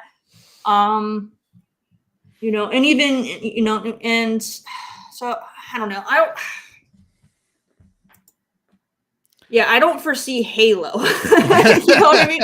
Halo, I don't foresee going on the competitors, but they might, it makes sense that games that they have acquired that were once third party, so like Call of Duty, clearly, because they fought so hard for that one to stay third party, but so like so those would stay, you would still have access to those games, if they make another like Elder Scrolls 6, they would probably, I don't know, it's not out yet, probably won't be out for another 20 years, but Elder Scrolls 6, I would think that they would keep a game like that one third party, but who knows, they could make it exclusive, but I would think that would be one that they should keep third party, because of how massive of a fan base that has. That would kind of hurt them financially, I think, if they didn't. I don't know that that game's so far out that who knows what they might plan to do at that point. So I don't know. It's one of those things where I feel like when they're talking about going on other devices, they're just talking about TVs make sense, having some sort of like they have like their cloud on phones. And they talked about the GeForce Now, so maybe the Steam Deck could be a thing that they might be trying to get a subscription thing on, things like that. I don't. Let's see. He says here Xbox's mission, right? Yeah. So this is from Xbox themselves, right? Bring the joy and community of gaming to everyone. So right here, first sentence. At Xbox, our mission is simple. Bring the joy and community of gaming to everyone on the planet. To achieve that, we aspire to empower everyone to play the games you want with the people you want, anywhere you want. So all this stuff, right? Let's see. Fundamental line as a company game, Microsoft is all in. We believe that Microsoft can play a leading role. Expanding our quest to reach billions of players with Xbox. Today, we provided new updates on the success of Xbox Game Pass. Game Pass is changing the game that gives some stats. More stats. Xbox and Xbox Game Pass are coming to more screens. Xbox is working with global TV manufacturers to embed the Xbox experience directly into internet-connected televisions and no extra hardware required to control. Xbox is exploring new subscription offerings, offering Game Pass so more players around the world can experience the most immersive and fun games across devices, geographies, and financial realities. Am I reading that right? Yeah. Xbox is working with telecommunication providers, right? Xbox is building its own streaming devices for cloud gaming to reach gamers on any TV or monitor without the need of a console at all. That cloud gaming device? Cloud gaming through Game Pass Ultimate will launch in Australia, Brazil, Mexico, and Japan later this year. In the next few weeks, cloud gaming on the browser. We're in the final stages of updating our Microsoft data centers. Later this year, we'll add cloud gaming directly to the Xbox app on PC and integrate it into it. So there you go. So here they talked about all the screens they're talking about, and they all revolve around Game Pass, Terry. Scroll down real fast. Fast. Okay. So no, that's too fast. Yeah, but they're talking TVs and buying a device that a proprietary device of theirs. So that's not the same as we're putting this on your PlayStation. Keep going. Keep going. Keep going. Keep going. Keep going. Keep going. Keep going. Yeah, keep going. Mm-hmm. Right there. Stop. Stop right there. Financial realities. Think about that one. It's what makes sense on being able to do that. So if they can bring Game Pass out there, right? That's what we were just talking about with bringing it to Nintendo and bringing it to PlayStation. Those realities. Because if you think about it, financial, what makes sense? To bring it out to PlayStation? To bring it out to Nintendo? If they get Game Pass on there, why not? Right. But right now, they don't want it. Mm-hmm. And that third party is a topic. But think about it. If you're playing on Game Pass, even though you're on a PlayStation console, you're in the Xbox network. Yes. So the financial reality is, are they going to make? Is it worth their money to put there, because that they're going to have to pay some sort of fee to put it on PlayStation. So now with that contract, if they do let it happen, what's that contract from PlayStation going to be like? What are those numbers? What are those percentages? See, so that's going to be that's kind of where that falls into, right? So if you think, again, if they could do it and get away with it and still bank, they would do it. But it's not going to be a third party thing like everybody's saying. It's still you're playing on Xbox no matter where you're at. That's why the Xbox is no longer the Series X. It's just Xbox, plain and simple. There's no Xbox Network. There's no Xbox Live. None of that exists anymore. It's all encompassing. That is it. It's Xbox is Xbox is Xbox. I don't know how many more times I can say Xbox. That is Xbox. So no matter what consoles are, because before, that's kind of part of the generational divide, right? Look at what we had to do to play BC games from Xbox, the OG onto the 360. They had to find a hook to figure it out and loopholes. Same thing with the 360. I had to find the hook and find all the loopholes. Well, that was the easy part. You know what the hard part was? What's that? Getting all the licenses. Yeah. Licensing to everything. That was the hardest part. Well, guess what? Now that Xbox is everything, doesn't matter if it's live, if it's the console, if it's the TV, if it's a streaming box, whatever. It's all one. Now you don't have to worry about it because it's on this service, plain and simple. This is the whole thing. Now, getting that out to the PlayStation, it doesn't matter because you're still playing on Xbox, technically. So financially, what will be the response from PlayStation? Obviously, it's going to be a no, if not a hell no. But it's going to be a no. It always has been. They'll never let that happen because they know that they're going to lose right away. Nintendo, I know a lot of us want that because we want a better service for online play on a Nintendo Switch. We would like to have their games to be, that are excellent games, to have a better support system with the online. That would be great. But right there, financial is a big deal, and you forget they're about to make money, not about to give away stuff. So sorry, I just saw they it as are. you scroll through And it. again, Tim Stewart is a financial guy. We got a lot of guys. The chat is busy. Let me read some of these chats before, because we love the chat here on our channel. Doggy Dog says that they all hate Xbox so much they can't stop talking about them. Yeah, those publications, those media sites. Yeah. Let's see. Fastback, shout out to Fastback. He says Xbox Microsoft is in the gaming market to compete with PlayStation, Nintendo to bring gamers to Xbox ecosystem. Some games from Xbox first party, maybe on other platforms, case by case, as has always been the case. And this is what made Phil Spencer so contentious at the beginning. Jason Max says, just remember, Xbox is number one. Absolutely, they are. Rob Raby Henriksen. I hope I said that right. Rabbi maybe says, hello, you bro. Hey, what's going on, Rabbi Henderson? Thank you so much for joining us. You are the real MVP. Splendifer says, nope. Buy an Xbox. Endless Scrolls 6 will be exclusive. Buy an Xbox. Stop it, Terry. Yeah, I would like to think it's going to be exclusive because that would be major news. But at the same time, I feel like a game of that kind of impact, they might keep it third party. Here you go. We'll see. We will see. Elder Scrolls 6 is exclusive to Xbox as Final Fantasy 14 has been to PlayStation. Yeah, I gotta agree. They need those exclusive RPGs.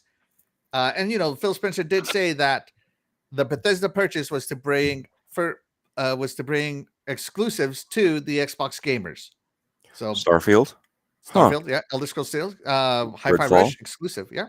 I know Redfall's I really a dead think every thing, Bethesda release from here on out will be exclusive. The Activision, I think, will stay third party-ish. I on think multiple screens. Just saying. I think it's going to be a selective again when it comes to that. Certain games will be like COD. They've already said it's going to stay multi-plat. It's going to stay everywhere, and they actually expanded it to include Nintendo. Yeah. So if you think about it, COD is huge when it comes to being like that and limiting COD. That you're putting a short leash on it if you do that. I mean, the fanboys are already doing that now. COD is the worst game ever, but it's the most played, best-selling. You know what I mean? So when you look at it, it's like, oh, it's because now Xbox owns it, but it had nothing to do with Xbox. Any of it, none of it, any of it, nothing, nowhere, nada, nada, zilch. Yeah, I agree with you, Trey. But that's the thing is, when you look at it like that, it's like, okay, certain games will stay that way. I could see, like I said before, some of the older games, let's say another big name as an underground, Police Quest. Mhm. Okay, those Sierra games, you know, those are going to be games that are on the single player side that would not really justify, even with the names. A lot of people Mhm. don't even know what I'm talking about because Yeah, they're I know so Police Quest. I love those. SWAT was amazing. SWAT. Yeah. Yeah, and of course I liked some of the city builders they had too. Um, yeah, and then oh, sorry, that's the wrong one. That sounds like a roadmap. Does it not? Ooh, that's right, roadmap. From Splendiferous, yeah. People like saying I have a chance. Yeah, it's so funny. Xbox has no games to. Woo! Halo's coming to PlayStation. No, it's not. No, it's not, guys. Calm down. Calm down, right? And shout out to the King for saying exactly what we think.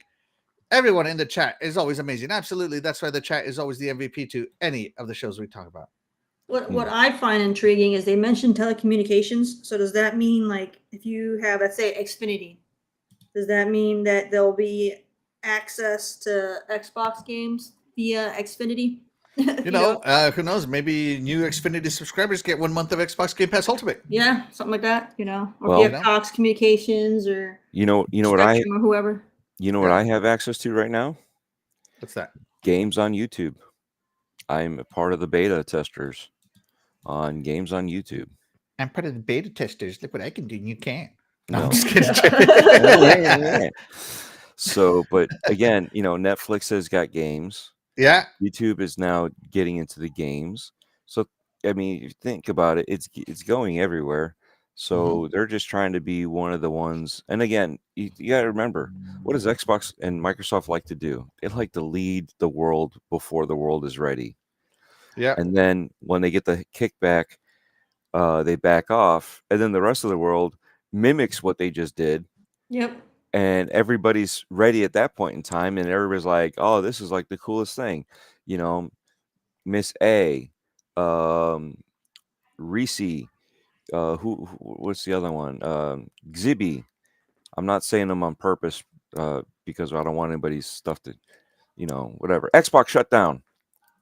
Yeah. You know what I mean? So when you have stuff like that, it's just funny how, again, people are looking at what would be considered a roadmap, but they're looking at it, in the future. They're looking at this stuff not like tomorrow as a future, as in down the line. It doesn't mean everything is locked in stone. Right. Wait a second. Wait, wasn't there something that we've talked about before? Nintendo, they have 2 to 3 consoles. They're like 2 to 3 generations into the future on what those consoles are going to be. Nothing's locked in stone, but they're already 2 and 3 generations beyond, and they either hold off on some of the tech or they bring it forward, to the next generation that they're going to work on and push out. Absolutely. We already seen the roadmap here with the consoles. The image of that round console which ain't gonna be, Yeah. you know what I mean? The little computer generated Yeah. space heater. I don't even know what, like one of those speakers, Yeah. I mean, but still, if when you look at it, it's like, oh, okay, cool. But you see the roadmap that they had. There's going to be a replacement to this Xbox with a 2 terabyte. There's going to be a the Series X, whatever, the 2 terabyte. This stuff isn't just made up now.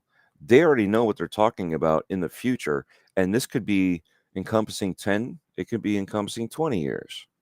So we don't know. It's not tomorrow, like a lot of the fanboys are freaking out on, talking whatever talk that they want to talk to grab attention. That's the other thing, is a lot of people are just talking just to get that attention on them, to get the Twitter monetization clicks, whatever. I don't care whatever it is, but that's all it is. These hype boys are hyping themselves. They're not hyping the consoles. They're hyping negativity to hype themselves. And this is stuff that these are actual corporate people talking into the future, where they're going.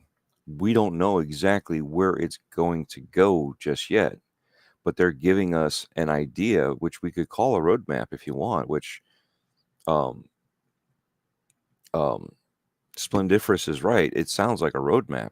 It is, but it's not a detailed roadmap. It's very vague. It's like go down to that tree and then make a left. Well, which tree are we talking about? How far down are we talking about? We don't know yet. They know. We don't know. And on top of that, when you talk about stuff in the future, that all can change. We just brought that up with Nintendo. That changes. It's been changing. So look at where Sony's predicament is now. They're changing their strategies every second because of all the stuff that's going on with the legalities that they're running into right now. So that's changing, yes, by the second. Just like the CMA and Lisa Khan, a lot of that stuff was changing by the second because they were trying to make stuff happen while they're trying to create a roadmap. Excuse me, a roadmap for down the future. So there's a lot of stuff that will change from day to day, but nothing big as these, because I mean you're talking about billions of dollars. Yeah, so some things will change. That's why Ubisoft got the streaming service, or became the streaming service for the Activision games. It is what it is. That's something that they had to do. But down the line, they didn't want that in the first place. They wanted to keep it as status quo. So people got to remember there's so much that we don't know. And even though they've let certain things out of the bag like this stuff, there's a lot more we don't know that they have not said.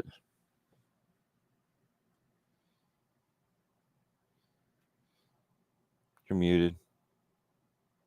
Can't hear you, Axel. Right. So the mission statement is talking about games coming to more screens, and that's mostly talking about streaming screens. So over here, back to the Stuart interview. Stuart also talked about the fact that 6 or 7 years ago, Microsoft stopped announcing the number of consoles it sold, but that it was making a point saying that the business is about content and services, more customers spending more money. Stuart likes the Game Pass model because it's a paid annuity instead of having to bet on big game launches every quarter or every year, smoothing the industry's seasonality out. He also talked about business model diversity, right? Gamers can subscribe to Game Pass, buy games digitally, or have advertising fund their gaming and however they want to monetize. Microsoft is trying to find a way for them to spend money within the Xbox ecosystem. Notice he said ecosystem, not the Xbox console, not the Xbox Series X. They're not trying to do that, right? That's a very good accelerant in the content and services landscape. So, when he's talking about this Nintendo thing right here, they are talking, make no mistake here, and I said this before in the past, make no mistake. If Nintendo and PlayStation allowed Xbox Game Pass on their console, you can 100% bet that it's going to be there. Depending on the contract that they sign, yes, I agree. 100% it's going to be there. They'll find a favorable way, right? Right.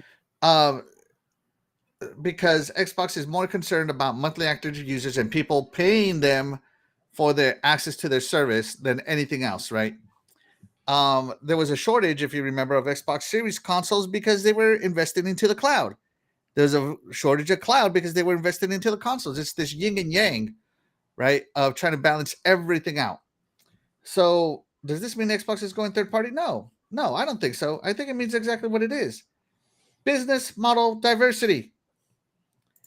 If it's allowed, why not? Xbox, parent company, Microsoft, cares about money. And they are very, very good at making money. And, if that means that Xbox Game Pass comes to PlayStation and Nintendo as an add-on, why not? And, you get everybody saying that Xbox is going third party if that happens, and there'll be no reason to own an Xbox, blah, blah, blah, blah. Xbox is fine as long as you subscribe. You remember buying streaming boxes like a Roku or, as you say, Terry, the Fire Stick and all that stuff, right? Now all of that is built into smart TVs. You don't need to buy that no more, right? Everybody remember buying TiVos back in the day? Yeah. If you wanted a DVR, you needed a TiVo. Now TiVo comes built in. You know, the DVR is built into your, well, it used to be built into your cable box, and now it's built into the streaming service. The landscape changes. And you can either go the way of the dinosaur like TiVo did, because they were a one-trick pony. Yeah, Fire Stick is still very prominent. Yeah. You look at though, Fire Stick is prominent. Why? It's $24, and they have sales for like $19. So when you look at it, they're not trying to sell you. Yeah. Like TiVo was a full mechanical system, right? And they were trying to do the same thing. They were trying to create an app for TiVo. Yeah. They were trying to create because I still have my TiVo. Wow, it's not working. It's just it's just a paperweight. It's as old as you are, Dread. It's a paperweight. Well, I bought a specific model, which is an older model, but they've been trying to get me on the bolts. They've been trying to get me on this and that, on the new stuff. So I've been keeping up with it because I've been trying to figure out what I was going to do. And they were trying to do the same thing that I'm already doing on my Xbox console. Download the app and then log into that service. Yeah. So what's the point? And that's the same thing with we were just talking about with the Fire Stick. You log into the service of Amazon. At that point in time, you don't need anything else. And Amazon now has deals with other providers. So if you want Paramount, you can go through Amazon and pay for Paramount. Yeah, not doing that. You know what I mean? Or you can go directly to Paramount and then just log in. But Amazon is doing the same thing. You can go to these other services and pay through it through Amazon, and then you have access through there. But it only works if you go through Amazon. It doesn't work if you go other ways.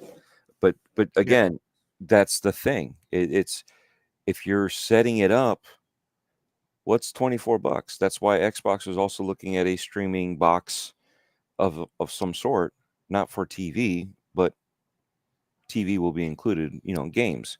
They already learned don't say TV too many times. Yeah, don't say TV. Don't say the word TV. So you can say it once because that means you're hooked up to the TV. But if you say TV, that means holy cow, we don't have a game system anymore. We have everything but. Yeah. But again, keep going. So Fastback says game exclusivity has been a thing since the arcades, Atari and television, Nintendo, Sega, play what you want where it's at. Yeah. So if Master Chief was to come, if Halo was to come to PlayStation, right? Where'd my image go? Here we go. It's like, hey, Halo Infinite Season 5 or whatever, right? Best season in the world.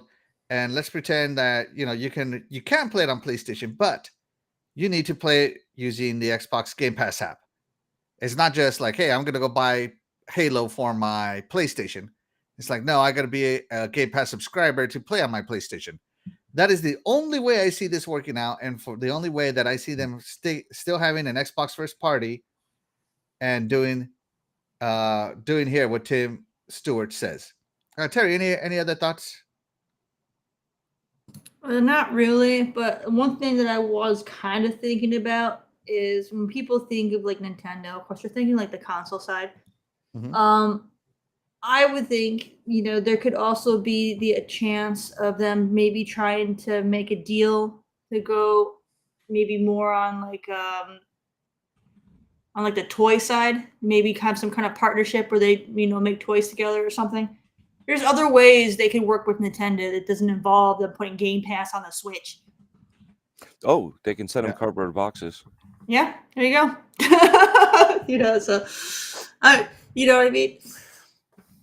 Yeah. So, sorry, you can hear my typing. I got a new mechanical keyboard. So,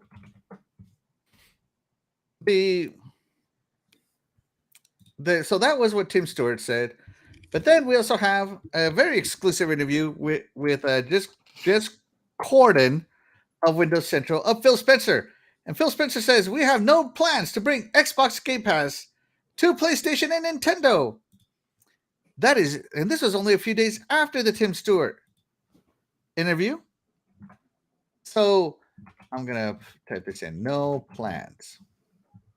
So the question was, and again, sorry I'm using my search here, guys, but this is it. So the question was, no, I got to bring it back up again. Here we go. The question was, I asked Phil Spencer about Xbox CFO Tim Stewart's recent comments regarding Game Pass.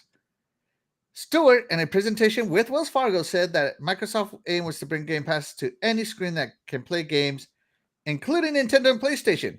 Many Xbox fans, many of your kin over there, your kinfolk, your media kinfolk, that's what it should say, took that to indicate that Microsoft is preparing for an industry where Xbox hardware no longer exists. Since Xbox Game Pass and its exclusives are a primary value driver for Xbox Series X, Xbox Series S, and Xbox One hardware. The boss says, now remember, Tim Stewart works for Phil. I'll start by saying we have no plans to bring Game Pass to PlayStation or Nintendo. It's not in our plans. But I think you hit right on the point of what it means to own an Xbox. The thing I want to be focused on is how do we continue to innovate for people who've made the commitment to our hardware platform? And how do we continue to make sure that they feel great about their investment and what we've built? So far, no answer to me. I'm obviously going to have my own point of view on our hardware, but I think our hardware teams did a great job with the Xbox Series X and Xbox Series S this generation, given value and performance for the hardware line. When I think about investments in things like Game Pass and Xbox Cloud Gaming, crossplay, cross-save, and ID at Xbox, all of these things, I want us to continue to innovate so people on our console feel like they're making investments in console that matches their commitment they're making to us. Game Pass was one of the things, that over the last 5 years we built and we continue to grow. It's on PC, it's on cloud, and it's an important part of the Xbox console identity. And I think it will continue to be that. We will continue to look at future ways for us to innovate across our game portfolio and our platform. So he continued, he said, Game Pass is an important part of the Xbox console identity. I got an Xbox right here on my phone right here. It's my Xbox console. I play cloud gaming all the time, right? So he shuts down what Tim Stewart said about it. He says they have absolutely no plans to do that. But is it a little kind of like, I'm kind of glad that this came out a few days after because it minimizes the damage. But did Tim Stewart damage the Xbox brand with what he said? And is Phil Spencer now on damage control? Is this just damage control? Or do you think this is just telling us what we want to hear? Or is he lying and is Tim Stewart saying the real deal? That seems to be the argument. Who is right on this? Who is telling the truth? It's kind of like, that God game, like one always lies, one always tells the truth, and another one can choose to lie or tell the truth. So who's telling the truth? Who do you believe more here, Terry? The boss, Phil, or the CFO, Tim Stewart, who's talking to the money? I think it's just damage control because even if they did have plans to do that, they're not going to want to announce it until they have it all in writing and they, you know what I mean? If they are intending to do that at some point, clearly not going to be able to do it right now. The way that the companies are working, they don't want it. They are happy doing things themselves, being individuals. It's not the time for it, but deep down, part of Microsoft is global domination. They do that with all of their everything that they've created. From Explorer was like number one for a very long time until Chrome destroyed it. The Windows operating system is like number one. So it makes sense that they're going to want Xbox to be like globally dominating as an ecosystem, so it makes sense they're going to want it there. It's not the time for it yet. They're not ready for that. one of those things where they always talk about how they don't want exclusivity. They want everyone to play it, but in the same breath, they have to say, well, we have to do it because PlayStation makes us do it that way, So they're not going to put it on those systems because they're not going to let them put it on those systems. Yeah. At least not yet. If the industry changes in the future, that could be a possibility, but right now it's not a possibility. So consider this, right? Let's consider that Game Pass comes to your other what should be rightfully be your secondary gaming platforms, right? To your other gaming platform, your Nintendo Switch, your PlayStation, your whatever, right? And let's just pretend that there seems to be some sort of fallout, and they rip Game Pass off of that, and there goes 20 million users no longer having access to your service because PlayStation or Nintendo decide to not. I think these contracts have to be kind of perpetuity contracts if they're going to come that way. But who is telling the truth here? I think I think Stuart, they both are. I think they both are. I think Stuart does say that, yeah, if they let us, we will. But then comes Phil Spencer saying, well, they haven't let us, so we have no plans. Now, remember, Game Pass just came to Oculus. A lot of people don't know this. It came to the Meta Quest. You can play Game Pass Cloud games on Meta. Did you forget back in 2013? What? Larry Herb was able to play on the Xbox One in VR. Yeah, I understand that, but I don't mean that Game Pass came to the VR headset as VR games. But that was step one. But Meta is a different gaming platform. It's not Xbox's gaming platform, and it has Game Pass. But that's what I'm getting at. That was step one, and now step two. Game Pass is actually in Meta. Think about it. You went from streaming the console using a VR headset, and now you're on a VR headset platform with Game Pass. That's what I was getting at. You went from one phase to the next step. So, like coolcatterri said, and I'm sure you see it in the chat. My comment to you: how about both? We didn't give us a both option. There's no both. You can't. There's no third option for both. I think they're both being honest. I think yes. They have plans. They just aren't current right now because they have to wait. You got to remember. Let me end that poll. Let me start over. You got to remember, Tim is talking to a different. These poll freaking Karens over here.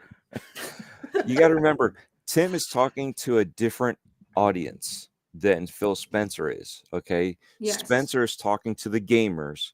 Tim is talking to the investors. The investors are always the ones that are looking into putting money into the future to make money. Okay, so gamers really don't look that far into the future, because if gamers knew that we're going to come up with another Kinect, I'm going to be invested into it. But you know how many other people are going to be like, screw the Kinect, we don't want it because we're going to be forced into using it again?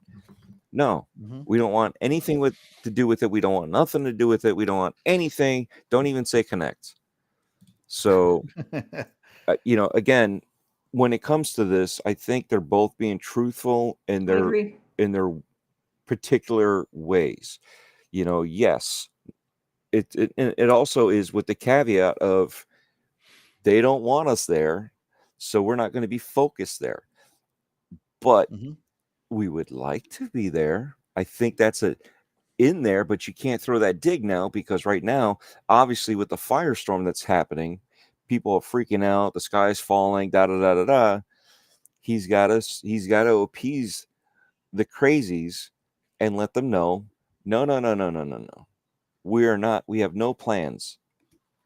Come on now. You know that they have plans, but right now they have no plans because they are focused on other things. They are trying to keep going because they're still in the middle of doing the acquisition, right? The acquisition is passed. They still have to bring everybody on board. That onboarding for a company that size is not a month. It's not a week. It's not a day. It takes it actually takes about a few years, because they'll let them run about 2 years. Yeah, they'll let them run as they are and figure out where they're screwing up, And then little by little, they will be like, okay, here is another policy on how we do this. Here is another thing how we do I this, think as they I, slowly incorporate them. Trust me, I've been in those situations, and I still feel like our company, our side of the company, of the bigger company, we are the redheaded stepchild. And then we had merged with another bigger company before they bought all of us, and they're saying we feel like we're the redheaded stepchild. And I look at them going, what do you think we are? We've always felt that with you guys, and this is where we feel here. Okay, that takes years Mhm. for them to, because we even had certain things, and they said, yes, you are part of us, but you are quote unquote legacy this company. And because you are legacy of this company, that does not pertain to you yet. And until we bring you on out of the legacy part of it, and you are full-fledged our company, you are part of our company. We own you, but you're considered that company legacy. Yeah. So this is what's going on here. And like you said, 2 years. It takes, the bigger the company is, the longer it takes. We've been part of this bigger company 4 years now, 5 years, and we still feel like a redheaded stepchild. So, again, we're still having these issues. This is Phil is speaking to the fans, to the fanboys, because they're the ones that are the loudest, not the fans of Xbox, the fanboys. He is speaking to the fans because the fans are being misled by the toxic side of our community that are making it a bad thing. Where But they have, I'm going to play devil's advocate here to both of you. Okay. Yeah, do it. So we saw we saw I'm going to call it a document or another story saying that if Game Pass doesn't reach X amount of subscribers by, I think it was 2025 or 2027 or something like that. Yes. That Xbox had no plans to continue. Right. And so everybody said, if they don't get so many users, Xbox is going to bow out of the gaming company, out of the gaming service, right? And then here comes Tim Stewart saying, yeah, we're going to be on PlayStation. That's part of the plans. And then here comes Phil Spencer saying, no, we're not doing that. We're not doing that. And also, here comes Satya, Satya himself, the boss, right? It's like your boss's boss, right? Saying that they are all in on gaming till 2027, asterisks, right? Is Xbox really in danger of becoming a third-party publisher here, even though they've invested at this point what is akin to almost $100 billion into content? Okay, you got to put that in perspective, right? Yeah, I mean, it's if we looking don't very hit these dim. I numbers, mean, all these leaks, all these official. This is not like fanboy sayings anymore. These are official. These are official. Yes, these are official. Right? But These that are was official. also. They are saying that Xbox, if such and such milestones don't happen, Xbox will be third party, or they're gonna bow out of gaming. And for a big company like Microsoft, they got out of phones, they got out of all sorts of businesses that they've started and killed. Right? They are the type of company that can absorb that kind of hit. To them, losing $100 billion is like, okay, well, we just made $100 billion.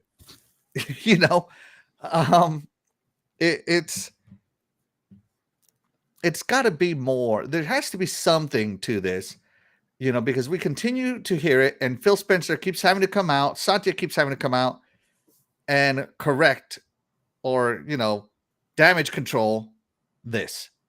Yes, but I feel like the damage is being done because the evidence is starting to mount that Xbox might be instead of being our favorite console, it could be our favorite third party. It could be our favorite what's the word here? Publisher in the future. Yeah. No, this is just part of their plan. So Microsoft has done okay. I don't know how deep you guys go into Microsoft, but like Microsoft has this thing that's called the triple E method. It's what is it? Embrace, extend, extinguish. It's their model of how they introduce whatever it is they're trying to introduce into the market. And then they, try to get it to extend to as many places as possible. And then eventually try to knock out all the competitors. And that's what they did with Explorer. That's what they did with Windows. And I think that's what they're currently trying to do with the Xbox brand. So this is all part of the plan. So right now they're in the extend phase. So they're just trying to get Xbox as an ecosystem. We're everywhere because that's the whole point. They want it to be, like part of the whole global market. So they're trying to extend right now. And I feel like them getting it to PlayStation, Nintendo would be the end of the extending phase, because then they will officially be everywhere. And then they will go into phase 3, which is extinguished. That's when they're going to then focus on taking out their competitors. Or as who was that guy? Matt Booty, buy them out of business. Yeah. So all of this, like literally everything that they're doing, like Microsoft is always planning for years and years down the line. So this is all part of the phase 2. So they're extending, and extending takes time. Again? It's called the Triple E method. Triple E. So it's what Microsoft has been doing for decades, and it works. It didn't work for when it came to phones, but the only reason why it didn't work with phones is because they got screwed over by Android and Apple now allowing them to do like apps and stuff. They wouldn't grant them permissions to do stuff. So they got, they were gate kept. So that's the reason it didn't work there. But otherwise, right now, I'm confident this is the same method they're doing with Xbox. So what are the 3 E's again? Embrace, and extend. Extinguish. Okay. So they've embraced gaming. We're all in. So they've extended. Yeah. They're buying. And you think once they get into either Nintendo or PlayStation, they're going to be done extending? They'll be done because those will be the final places to extend. So right now, like they're doing cloud gaming. They're trying to get on TVs, and they're trying to they want to get in telecommunications. They're trying to get into all the avenues they can get in that will give them the least amount of resistance, whereas their main competitors would be the most resistance. So once they're globally pretty much everywhere outside of their competitors, it'll make it a lot easier for them to be like, yo, like, we're already everywhere. Everyone loves us. This would be a great opportunity for you to buy in. And then that's the moment when they'll be like, this is a great opportunity. And then they'll, we'll do that. But it's not there yet. We're still early in the extend phase yet. But that'll be the final part of the extending phase, would be to get theory, Terri. To get them in there. So I did a whole episode about the Triple E method on my Just a Glimpse podcast and my theory behind what their plan is for Xbox. And it's one of those things, if people actually do the research on how Microsoft works as a company, you will see that everything that's been playing out is all part of plan. And all of the people all these journalists and all the fanboys that are just going off with their own personal opinions have zero clue of what's going on. And they're oblivious to the world domination that, Microsoft is planning, which is what they plan for all their stuff. Yeah. So, it's just, until somebody else comes in and takes them out, like, Chrome destroyed Explorer, but Explorer was king for a long time. Yeah. And it wiped out all of the competitors that they had until, Google came along. So that's what happens when you sit on your laurels. Yeah. That's what happened to Skype, but thankfully Teams took over, thank God. But yeah. Shout out to Jesse Darby. Thank you so much for joining us. He says, you believe Phil Spencer over the CFO now? If it was the big CFO saying this, Amy Hood, then I would believe it. Yeah. Google Poll says business is war. And yep, Microsoft don't mess around. Let's see. If you were Microsoft, why give money to Sony when it's a waste of money? It depends on your end goal. If it depends on your end goal, my guys. Splendifers. You can't listen to everything you hear. What? I understand what you're saying, but these are official documents. I'm not tin hatting any of this, right? Those came out. I'm only tin hatting the scenario. The quotes are real. The information is real. I'm just handing the A scenario. lot of and this Terri information has is kind of done real good. Yeah, a on lot that. of this information is pre-ABK though. You got, Yeah. and that's what people are forgetting, that they're putting in. Again, whatever happens now, like if I say something now and then tomorrow life changes, that's going to change my perspective of what I said, because tomorrow now I'm going to say something different because I have more information because of Mhm. something else. You don't know that, but what I said yesterday and now I said today, because we've already shifted into the next day, are two different things. Information was different on my end. You don't know that. And now I'm saying something different. Now I have to pivot and change the direction we're going to keep the boat moving, right? Because if someone goes, "Hey, Rock," I'm not going to turn around and be like, "Hey, crew, there's a rock here. We're going to do some maneuvering." So they're just going to say, "Hold on," and then jerk the wheel, and we're all going to ride that direction of That change. bump. Yeah. Otherwise, we're going to hit that rock and we're going to sink, right? Yeah. So they're not going to tell us everything. You know, as a captain that's steering it, yes, they're going to give us certain information to keep us calm, because the sky's not falling. Nothing to see here, but he's not lying to us either. They're just giving us the information we need, because someone's like, "Oh, this is rock." Oh my God, is that an iceberg? That's what's going on now. People are freaking out. You're on a little, I don't know, pontoon, and people are like, "Is that an iceberg?" What, in Mexico? We're cruising around, going, touring Mexico, and you're going, Cozumel, and you're thinking that there's an iceberg down there. Come on now, please. This is the same thing that's going online, So when it comes to all this was stuff that was said from before the acquisition, right? And now that we have more information, we have more of this, we have more of that. This is what we're telling the investors. This is what we have to calm down the idiots, per se, that are making stuff up because it's drawing attention to my idiot self. When it comes to that, and this is the perspective, this is the business model, here's the roadmap, we keep on going in circles on this, and it's like, yes, they would go to Sony if it made sense. You don't cut your nose off to spite your face, right? Because you're not going to say, maybe in Korea you do. well, yeah, maybe. But if you think about it, they've already said they would not make the money if they made Call of Duty first party only. Yep. They would lose money. So giving away money to Sony, and then lo and behold, they're also putting it on Nintendo, which means Nintendo's getting a cut of that money. So putting that money there, that money there to lose money, right? What happens during Black Friday sales? Oh, wait, all the prices go down. But guess what? They make bank because they're able to move that product, right? Where they wouldn't be able to move it at full price any other time. But they're bringing in more money than they normally would. So yes, they're not making as much money, but with that influx of purchases, that's alleviating the difference of cutting it down and putting it on a sale, which for some reason didn't happen this year. But nonetheless, again, that influx of money will justify that. Now, Game Pass going to PlayStation, will there be a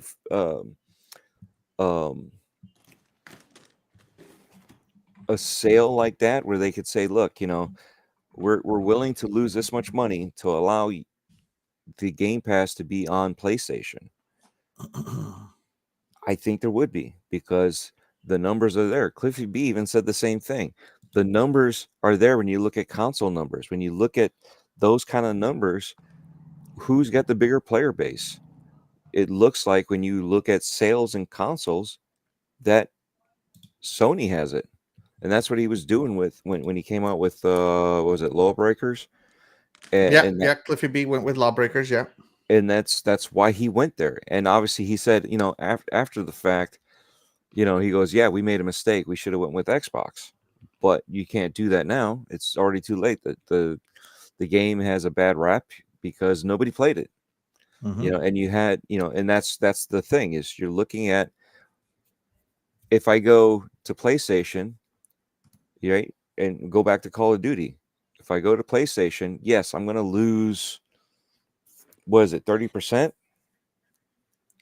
So if I lose 30%, but what do I gain? I gain 70% from that platform that I didn't have before. Mhm. So do I lose 30 or do I lose 100? Because if you don't go there, that's 100 loss for sure, guaranteed. Yeah, If yeah, I that's go just there, 30%, okay, but that 70% times those millions, Mhm. okay, that makes up the difference. But if I don't go there, it's 100% loss. Yeah, and Tim Stewart said that it's now high profit, high margin profit, as he Right. called it. And that's So, I mean, the why. CFOs are happy with the money. But if PlayStation and Nintendo say no, it's not going to happen. And obviously, Phil is saying the same thing. It's not going to happen. Right. You know, until it happens, then things change. Yeah, Then and it information is updated, and then they can say, you know what? Now the opportunity is there. I think it's a great investment. That's why we went. Mhm. So let's check in with the chat because, like I said, people have a lot to say here. Let's see. The only way Xbox and Game Pass become third party is if the other two become third party as well. Maybe there they will can. be it will be more services and less consoles. So here, I'll dive into that after you get done going. Yeah, through let me everything. just finish the chat here. Let's see. Wise words from Terry. Wow, didn't think you had it in you, T. I'm so impressed. Ooh. Oh, I don't know if that's. He thinks I'm dumb. No, I'm kidding. What's your natural hair color? No, I'm just kidding. Let's see. Gogo Poll says in 2009, people in IT were laughing at Azure, saying Microsoft was too late behind Google. Oh, so wrong. Yeah.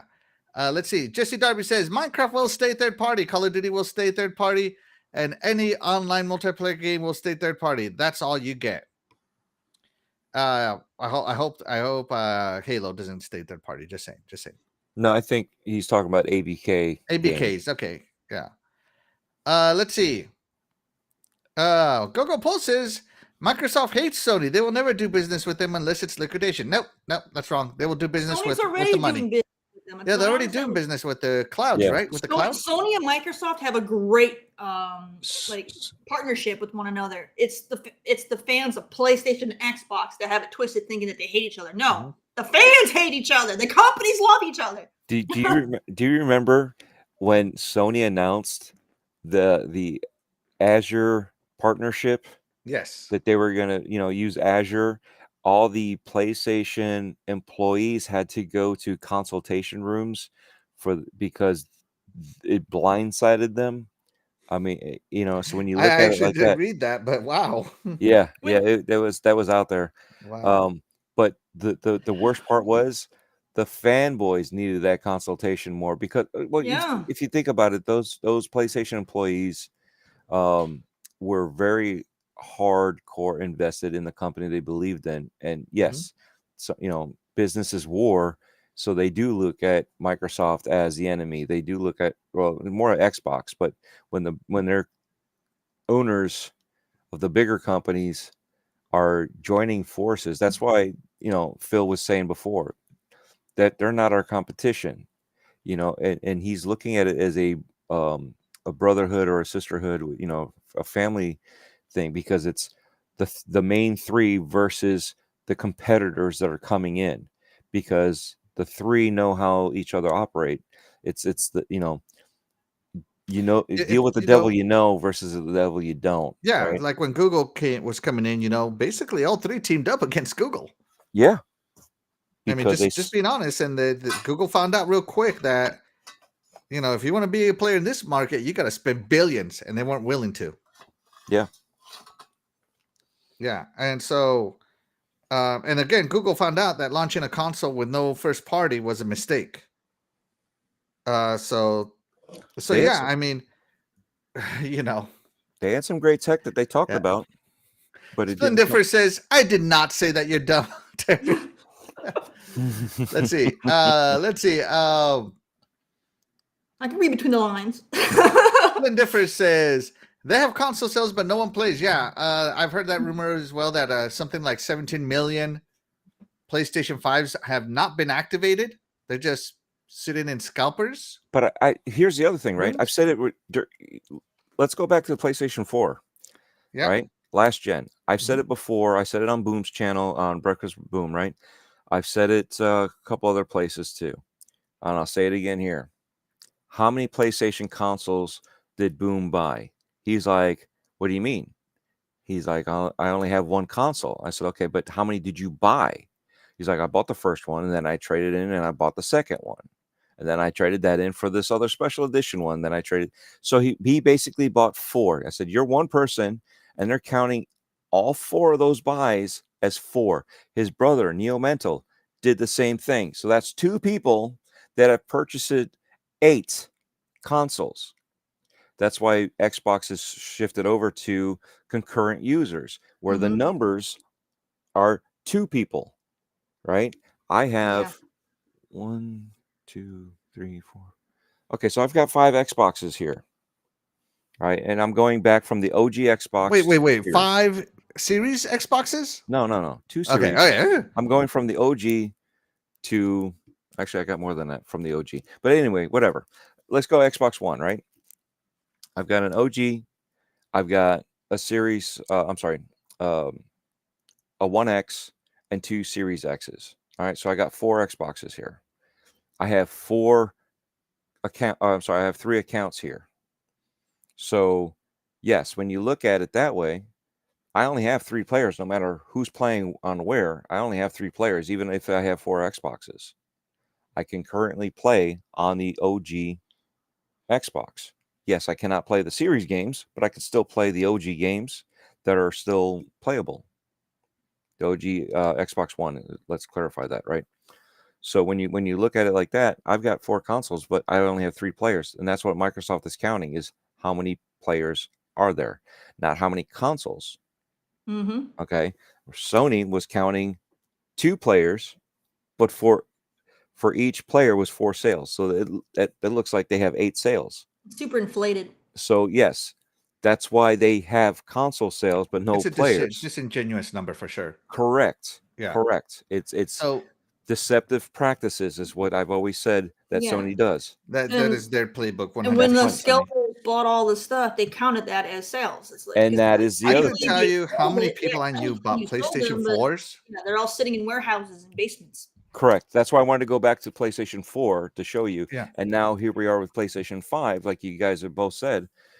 They're purchased, but nobody's activated, nobody's done anything because they're waiting there to be scalped. Yeah. PlayStation 3 is the same way. People were buying them as a Blu-ray player, not to play games. That's right. That's true. That's the other reason why PlayStation 3 was so profitable, because of that. It was cheaper to buy the PlayStation than a Blu-ray player. That's sad. So again, but that was the way they got into the market of the games. And so, since all those people had a PlayStation, it was like, yeah, let's get the next one. Upgrade my stuff. Well, that too. But it was, I bought this for a Blu-ray player, but I can play games on there. So you bought a game, and all of a sudden, you buy another game, and there you go. Now you got a gamer. So a lot of people bought that as a cheap way, and then the kids got indoctrinated into PlayStation because of that. Or a lot of people use consoles that don't really play too many games. It's a very expensive YouTube player. That too. Mm-hmm. Yeah. Great points, everybody. Who should start counting consoles? Who? Amazon. How many Fire Sticks are out there? Oh, geez. Could you imagine that number? Oh my gosh. Terri has had 8 of them just by herself. No, I've actually only had 1. I want to upgrade to the 4K one, but I don't have a 4K TV, so I haven't bothered. So Doggy Dog says, hit that like and subscribe if you haven't already. Absolutely. Great chat here by my buddy Doggy Dog 420. Kids don't talk PlayStation and Nintendo. They talk Fortnite and Minecraft. Absolutely. Yeah. Roblox. Yeah, Roblox. Roblox, man. Yeah. And Yeah. that's the thing. We need to talk about more games than the consoles or where we play. Because if you're a gamer, you're talking about games. Obviously we're here talking about the news cycle, so that's why we're talking about this. But again, a lot of people are not talking about games. They're too busy talking about a console. When you go to the arcade, if that game wasn't for you, you moved on to the next arcade game. That was your game. But you didn't sit there and go, you know what, we don't like this game, so we're gonna block this. No, you went. If you didn't like that arcade because it didn't have the games you wanted to play, you went to another arcade. But you weren't like, oh, we go to this arcade, because of this. They had the same games. Certain games, certain arcades might be cleaner, dirtier, smaller, bigger, whatever. But you didn't sit there and complain about it. You just moved on to another one. And you played and even if you went to the grungy one, you went there to play the games. You didn't care. You just pop in quarters. You're a gamer. Now we're praying to plastic boxes. Shout out to 108 Dragons TV, Lemon. He says, hey, what's going on? What's going on, guys? Be sure to catch Lemon's show every Saturday. I think it's at 6 p.m., right? Eastern? I think it's 5 p.m. my time, which makes it 6 p.m. Eastern. Correct me if I'm wrong, Lemon. I believe it is 6 p.m., but I'm also jet lagged, so yeah. I had to Correct me if I'm wrong, Lemon. Reaccount. Yeah, he runs a great show over there, guys. Fantastic. Let's see. And the rumors are they will count PS Portal as console sales. Well, let them count however much they want. They count the Porta Potty as a console sale. Now those numbers are trash. Oh my goodness. Okay. Let's see. Yep. Doggy Dog correct. Yep. 6 p.m. Eastern. Yeah. So yeah. So there you go, guys. Let's see how the chat felt about what Phil Spencer said and Tim Stewart. We're gonna go ahead and end the poll. Terry, how did the chat do? Who's telling the truth? 40%. They're both telling the truth. 30% Phil because he's the boss. 20% Stuart followed the money, and 10% said they're both liars. Yeah. Listen, guys. Especially after Terry's amazing teaching session here, where she just went on the Triple E. Yeah, they're in the expansion phase. I remember a lot of people were very upset that console games were coming to PC. I am still upset that games come to PC first and not on console at the same time. They need to stop that. They have some way to go before they finish their second E, the expand. And according to Terry, they will expand into either PlayStation or Nintendo. Once they get one of those, then they will go into extinguish phase. Yeah, so it's either extinguish or some people like the coin exterminate is as innovate. So they'll either extinguish or innovate. Innovate to the point to where they can marginalize their competitors to the point to where they go away. Would it be innovate, I guess? It'd be two E's and an I. Yeah. So to go back real quick to Jesse Darby, he made that comment that the only way Xbox and Game Pass become third party is if the two others become third party. So if you go back to the Triple E, what they would be doing is they would just have to marginalize. So if they make Game Pass the standard that everybody goes to for like the subscription service, and the others can't adapt, they can marginalize them to where they can get them to go away completely. So Sony has been attempting to adapt and create their version of Game Pass, and it hasn't been very successful, but they've been at least trying.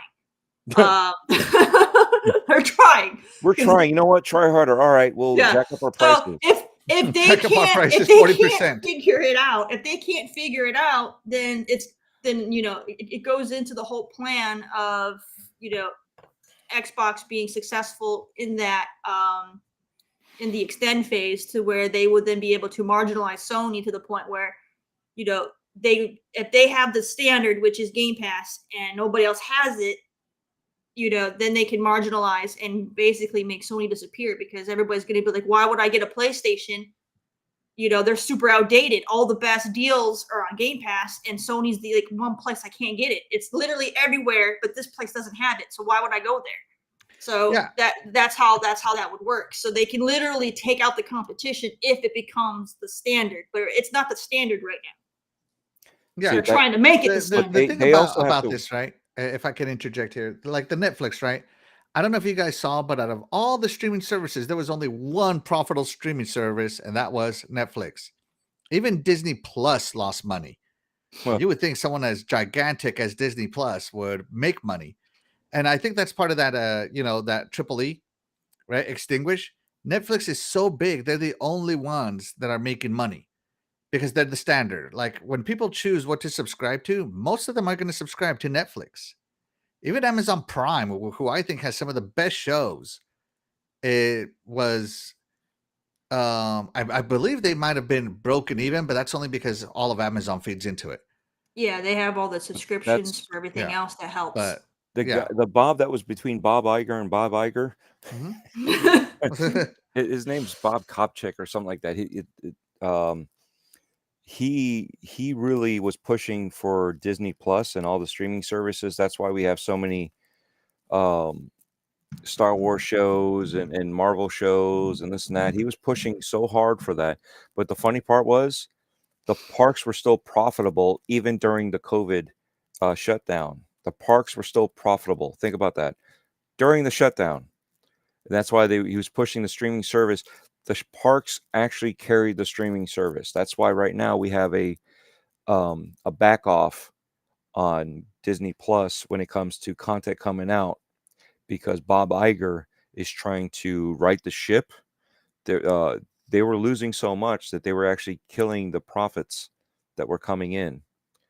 Okay, so when you look at that, yeah, okay, well, they had to figure out a way to do it, the way to compete against Netflix, and they were trying to put all their eggs in one basket there, and not paying attention to anything else. They were having employee layoffs. They were having this. They were having hours cut down. They were having limitations on personnel in parks, which because you have to have so many people as employees for so many people as guests coming into the parks, right? So when you cut all that down and you're putting in that money's no longer able to float and all that. That's why when Bob Iger came back, it's a temporary thing, because he was supposed to retire, but he came back to save the company. And he's not doing such a hot job either, because the other guy had screwed it up so bad that he's still fighting an uphill battle, But what happened with Netflix? Netflix was always losing money, right? Netflix was always losing money. But what were they doing? As much money as they were getting back, they were putting money back into the company to keep it growing. It started with, what about Bob? Everybody laughed at that. Where are they at now? Right? Everybody followed the trend of what Netflix is doing, because they were the only ones, and they were raking in the money, even though they were doling out the money with everything. The same thing here. Okay.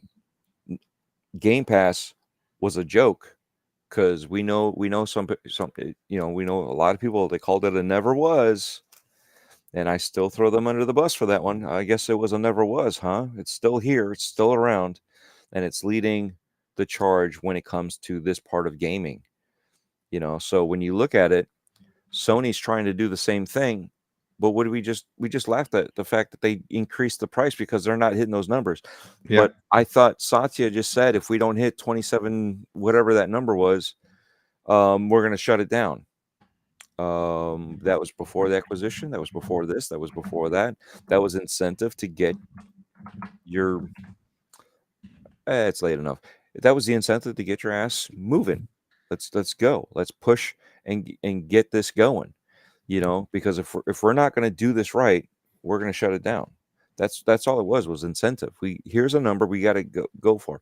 I don't think if they didn't hit that number, especially when they see the profit coming in, you're looking at how much money we're spending. That number better come back. So there's a lot of that going back and forth that we don't see, we don't know. Now, Sony is half stepping it, I guess you would say, because I don't want to keep on whatever, pardon my French, but they're half stepping it into all of the stuff that they're doing, because they do not want to change their format. Their game plan has always been lock everybody out. We already seen that in the trials, that they were paying extra to keep people from putting games in Game Pass. They were putting extra that no one's game would look better anywhere than on PlayStation. Yeah, that graphical parity So- makes me so mad. Yeah, so when it comes to all that, and then you look at games like I got was Callisto Protocol. They have ray tracing in their mirrors. Okay, it's not a game breaker, right? But they have ray tracing in their mirrors. What does the Xbox have? Oh, that's right. The Series X still has a fade of a mirror. It's just here's a standard blank reflection of nothing. Mm-hmm. It's just dirty mirror that doesn't reflect. Oh, yay. But you see what I'm saying? They made sure that anything that, they were killing competition on purpose. Because that's the way they're known to compete. This is what they do. This is how they do it. So that's the whole thing is you look at all this and they have to step it up. Where are we stepping up here? Here's where we're going. Okay. When you go back to Disney and Netflix is still leading the charge. Everybody's following suit. Everybody's going in there. Now, if Game Pass goes everywhere, and that's where they have to watch out, and that's why they have to be careful. Because if you go to Sony and Nintendo, you own the market. What do you do? Oh, you just created a monopoly because you just killed PlayStation Plus. You just killed anything that Nintendo would have been doing. Yes, there's Nvidia, but that's not console. Yes, there's Ubisoft, but that's also not console. Right? So they have to watch how they step into those areas. And that's why Phil, again, is saying we're not going there. But think about that. If they get both those consoles with Game Pass, they just ruled the world. And you know what? Lena Con Artist is going to come after them and be like, here's my chance again to take it to the man. Yeah. So think about that. So I'm sure they would love to go there, and so again, it's like you have to figure this out. We didn't even talk about that part of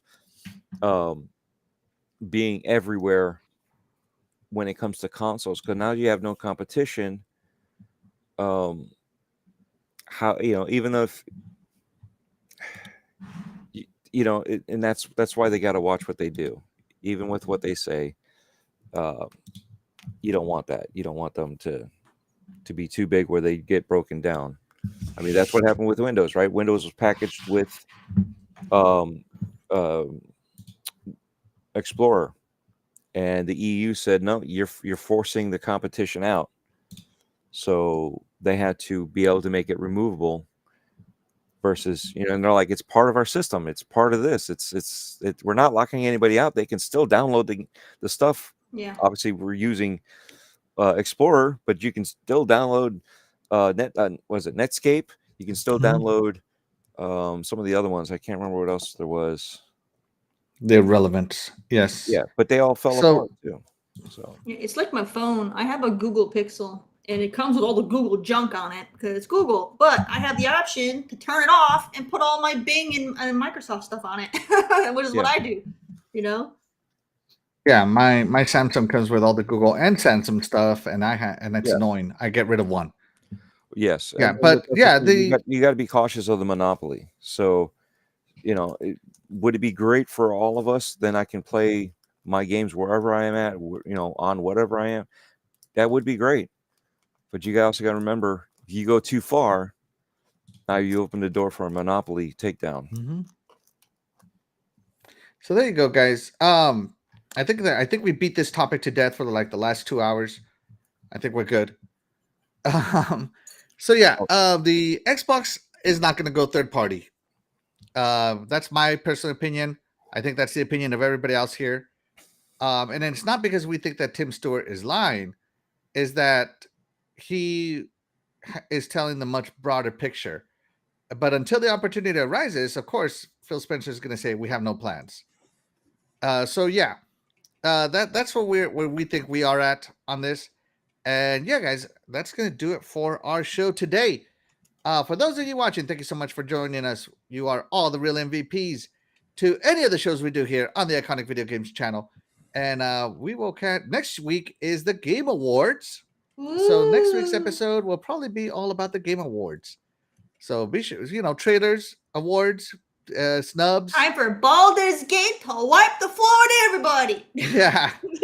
Time for that indie studio to just show everybody how to make a game. Yeah. And so yeah, guys, I think we're gonna go ahead and get on out of here. And we look forward to talking some Game Awards with you guys next week. With that being said, I'm Axel1324. I'm Cool Cat Terry. And I'm the jet lag dreadpool. And we'll catch all you guys later. Bye, everybody.